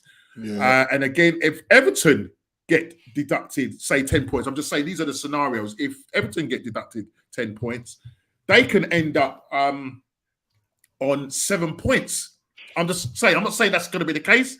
I'm just saying if that was the scenario, and you know that as a result, listen, they've come out with their statement, basically saying that Everton Football Club acknowledged. Can you see that on your screen? Yeah. Acknowledge the Premier. This is more of a scathing attack on the Premier League. It's basically referred to the breach of profit and sustainability rules (PSR) for the assessment period ending 2022-23 season 2, an independent Premier League commission. This relates to a period which covers season 2019-20, 2020-21, 2021-22, and 2022-23. It is therefore includes financial periods of 2019-20, 2020-21, and 2021-22, for which the club has already received that 10-point sanction. The club is currently appealing that sanction, so I don't know what's going to come of that. But currently, as it stands, because the thing is, if they appeal it and they reduce it to 5 points, then that could help. Then they get 5 points added back onto what they've currently got. They want 17 points. Yeah. But then it depends on what happens now. The Premier League chairman, Masters, was saying that obviously this is more of a stringent thing, and it's to help clubs not, get into a position where, they end up going out of business because they're spending more than what they're bringing in. And obviously, Everton have gone to say that the Premier League does not have guidelines which prevent a club being sanctioned for alleged breaches in financial periods, which have already been subject to a punishment, unlike other governing bodies, including the EFL. As a result, and because of the Premier League's new commitment to deal with such matters in season, the club is in a position where it has to add no option but to submit. So they have to submit their finances, and everybody had to submit their finances. And it was only Everton and Nottingham Forest were the ones that have breached it yet again. PSR calculations, which remain subject to change pending the outcome of the appeal. The club must now defend another Premier League complaint, which includes the very same financial periods, which is already been sanctioned before the appeal has ever been heard. The club takes the view that this results from a clear deficiency in the Premier League's rules. So they're questioning that. And Everton can assure its fans that it will continue to defend its position during the ongoing appeal. And should it be required to do so at any future commission, and that the impact on supporters will be reflected as part of that process. So as you can see, gentlemen, they're not in a very good place at the moment. And obviously the fans, they're used to this now, because Everton for the last 2-3 seasons, they've been, fighting relegation and managed to get out of it. So do you think there's a chance where would they be with their 10 points, Norman? So if they didn't get it deducted now, currently, as you're speaking, they'll be on 27 points, and they would be sitting about 12th. Right? So they're currently because when they got the 10-point deduction, it dropped them into the relegation zone. They went on a little bit of a 2-3 game run, which got them out of the relegation zone. They're currently on 17 points as it stands, but the points haven't been as good as they should be. Their football for the past couple of games, they've lost. Let's see, where is it? Matches. Okay, so they're doing okay in the FA Cup third round. So they're winning 1-0 at them. They're winning 1-0 at the moment. But when you look back, you go back to Saturday the 23rd. They lost 2-1 to you guys, 3-1 to Man City, even though I think they scored the first goal, and they were at home, and then they lost 3-0 to Wolverhampton, and then it was a 0-0 draw with Everton and a 0-0 draw with Aston Villa. So they managed to get 2 points out of a possible 15. 1, 2, 3, 4, 5. Yeah. 2 out of 15. Yeah. Whoa. You know what I mean? So if the Premier League do go down the road of sanctioning them it could be a financial thing, but even if it's financial, again, that's going to hit them in the pockets. They're gonna have to sell players, and I know we're being linked with that Anana guy. From Everton. From Everton, and they're talking about 50 million. But personally speaking, I wouldn't go for him. I wouldn't go for him now. Yeah, I'd rather just go and get a striker in. We've got Thomas Partey coming back. We work with that and then see where we end up end up at the end of the season. But I think for all Premier League clubs, barring Tottenham, who are still able to spend, even probably Man City, but they at the moment I think they're going to looking at selling Phillips, Calvin Phillips. They're looking to get rid of him, and who's the other team that are not having issues? Chelsea, obviously, because they've got him more than in terms of they've but they said that Chelsea books are kind of balanced at the moment. But Chelsea are under investigation because obviously they're saying that Chelsea need to get Champions League to be able to so that's gonna that money, right? So that means that if they don't get Champions League further down the road, they're not going to be able to spend as they should. So I think what they're doing is they're getting the money now, spending it as much as they can. Yeah, but as I said, that's a big deal if they don't get Champions League, and I don't see them possibly the highest. And this is the problem, though. They could probably finish about 7th or 8th. This is a huge problem as well. If you spend this kind of money and you can't offset it with the Champions League money, then you can't overinflate your team. This is why it's so important to get into Europe. And obviously, I think this year, I think we are going to get the 5 spots, but even still, it's still a tight 5 spots. Yeah. Obviously, you get a little bit less for the Europa, but you can't fumble the bag. If you're trying to strengthen your team and move forward, if you're not qualifying for Europe, and then I think it does affect you in the transfer window as well, because everybody wants to play Champions League football. So it's a very tough one. Yeah, and so you can't afford. That's why I'm looking at us now and saying we're like in no man's land. And that's why you just say, well, rather than compensating too much money, let him see out to the summer.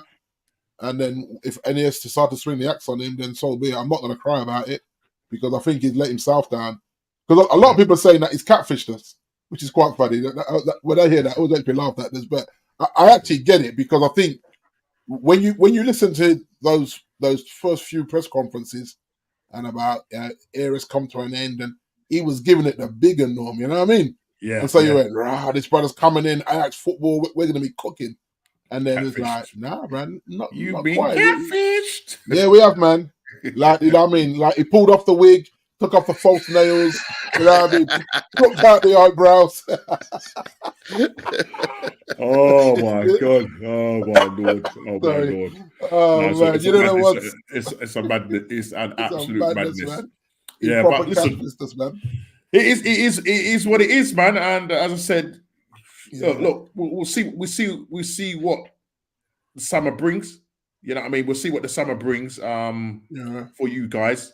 And this whole, I think, clubs like ourselves, you know what I mean?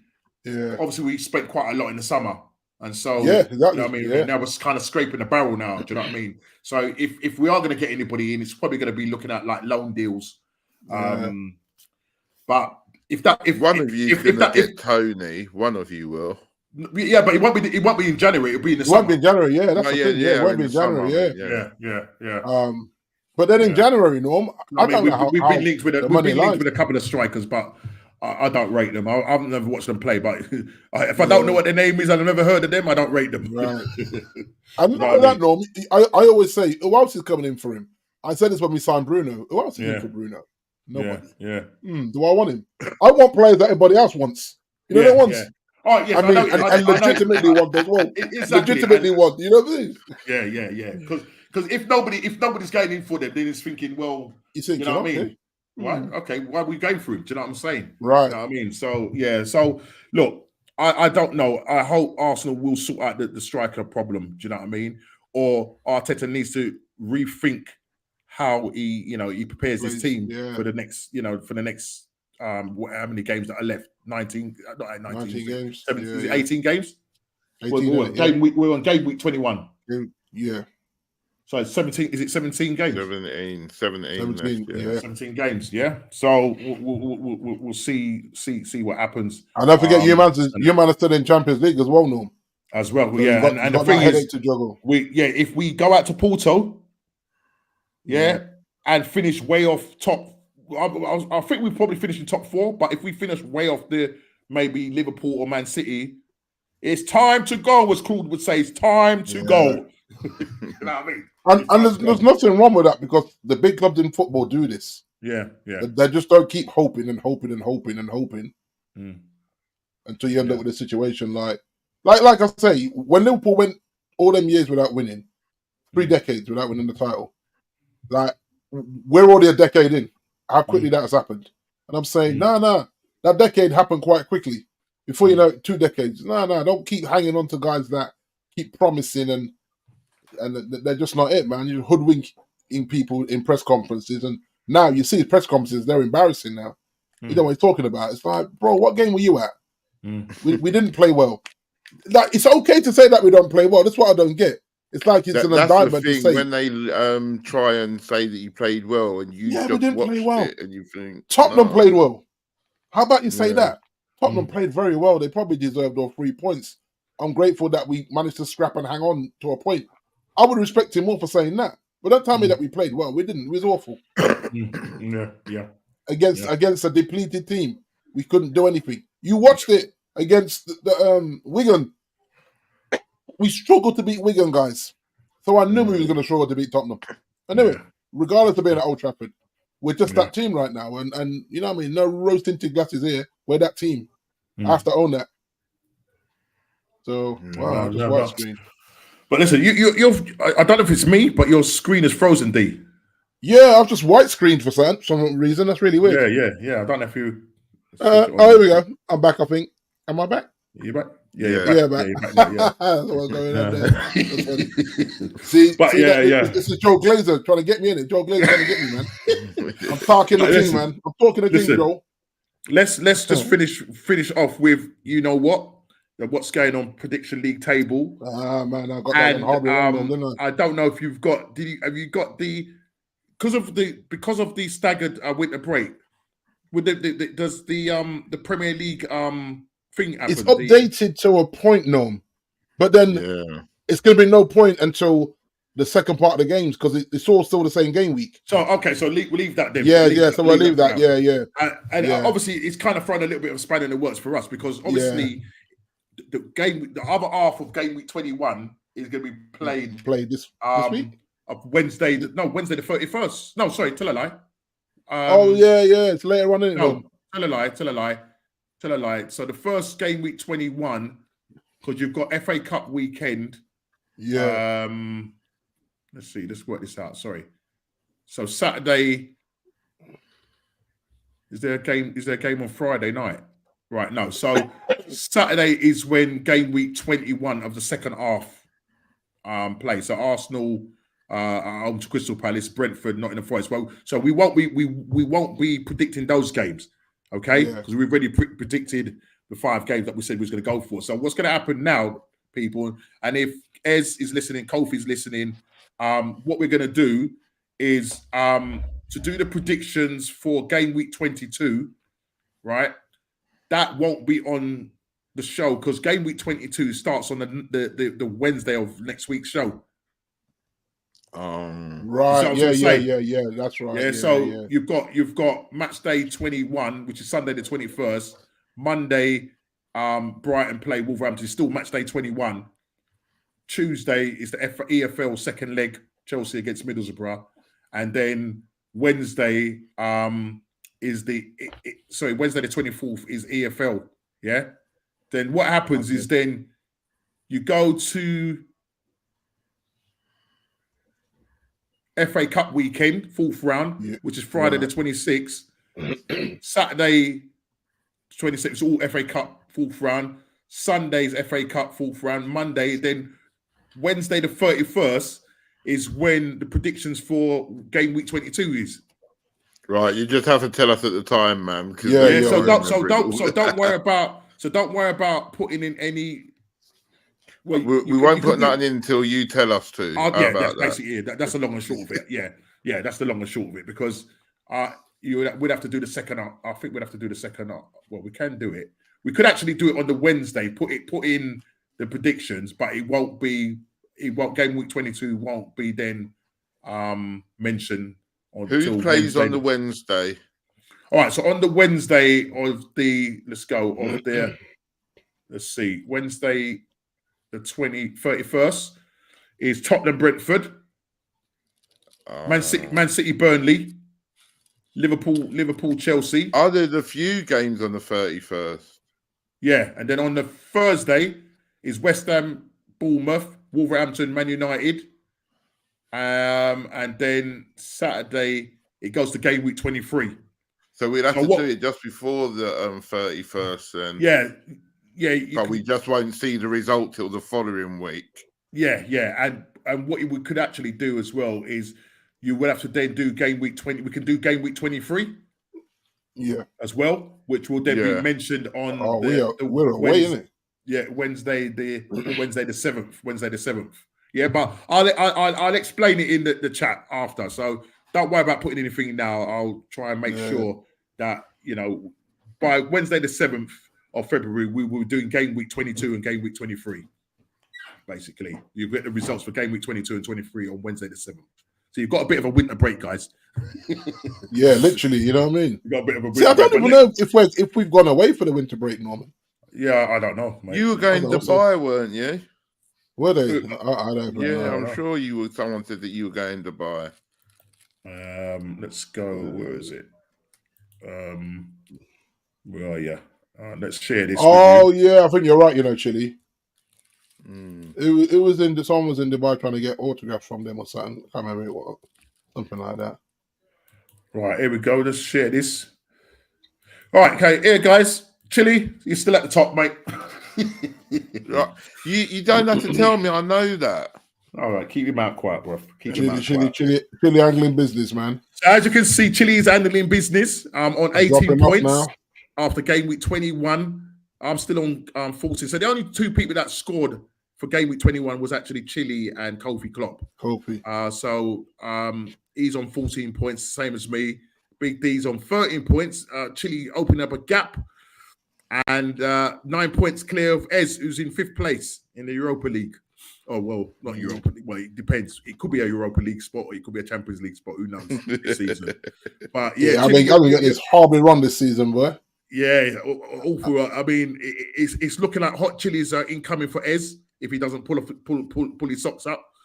But yeah, as it stands, Chili is top of the table with me in 2nd place. So the North London teams are right up there, bro. No. I've had 13 outcomes, which is not poor, but it's just I've had Chili's got 2 correct scores. That's the thing. You know what I mean? And Kofi's got 1, and the rest of us ain't got any correct scores. Yeah. I think it's very, very hard this season. I think it is defensively, a lot of the teams are poor defensively, so it's very hard to. Yeah, and it's even like when you see the Man City Luton, D jump on there quick when we're still chatting. D's there, but even though if I did the Luton one, I don't think it was me. I think it was Kofi that got the Luton. No, I don't know if you done Luton, but there was one Man City one earlier on that I did. Yeah. But those sorts of games, they're not even bankers anymore because Luton will go and draw with them. Exactly, and going to Luton is a hard place. Do you know what I mean? Yeah, that pitch is tough. That smaller pitch is tough to play on for a lot of players. Yeah. You ain't got the width. It's compact. And the dressing rooms ain't got the luxury that them man are used to. Fringe benefits, isn't it? You know the ones. Yeah. Probably a couple of porter cabins around the back there. You know what I mean? It's like. So, people, thanks again for your interaction in the chat. Really appreciate you staying with us. Yes, guys, brilliant. Bit of a long one, but we really enjoyed the comments. And big up to you, Big D. Big up to you, Chili. Big up to Ez, who was on. Big up to Toffee, who's sunning himself in Dubai. JP couldn't be on with us tonight. He's out with the work colleagues and everything. So, big up to you, Jay. Next week we go again. We don't know what's gonna. I mean, obviously we were talking about the Premier League and a fallout when it comes to that. But also, we are not going to be doing any predictions for until the Wednesday, the 4th or 5th of February. So look at game week 22 and game week 23 will come up in there. So I'll explain to you guys in the chat. So don't worry about putting anything in. And then for the guys that are on the what's going on fantasy league. There's going to be a double game week. I think it's game week 25. So be mindful of that. There's going to be, I think it's the first double But next week you should be able to do. But next week you should be able to do the big up to your root calls, man. Take it easy, bro. Yeah. Yeah. I mean, next week, D, you will be able to do because because you'll have both. Yeah, because we're caught up then the second half of 21, so we can do that. We'll look forward to that. Listen, man. You never know. Next week, you know, I mean, we might have a few people coming through the door. We might get a Benzema loan deals happening. You know, as I said, the only team that's looking busy right now is Tottenham. And so it's all good. You know what I mean? Yeah. Good night, Jay. Yes, Jay. How are you? Would be great. I will not be taking advice from Normski. Okay. Okay, darling. It is what it is. It is what it is. But big up to everybody. Please hit that like button, subscribe and share. My missus keeps saying to me, Norms, when you're doing your show, straight for the shows, keep saying every now and again, hit the like button, subscribe and share. Yeah, so I need to get into that practice. I keep forgetting. Yeah, get those algorithms up. Man loves to chat. You know how it goes. Chili, just quickly, is are you doing anything on his shows tomorrow? Anything with Sheiks? Friday he said that he's going to do it at 7:30. Okay. Yeah, okay, we'll try and look out for that. Yeah. Oh, is he doing it early? Is it earlier show? No. Yeah. Okay, right, great. Yeah, I need to. I ain't watching for a while. I need to watch it, man. Like I can do some banter in the comments. You know what? It is what it is. Yeah. So if anybody don't know, go and subscribe to Football with Shigs, isn't it? Yeah. On the ball. On the ball with Shigs. On the ball. Sorry, let's get it right. On the ball. Yeah. On the ball podcast. Yeah. On the ball podcast, mate. But listen, people, take care. Hit that like button, subscribe and share if you're new. And we will see you again next week. Take care and God bless. Cool.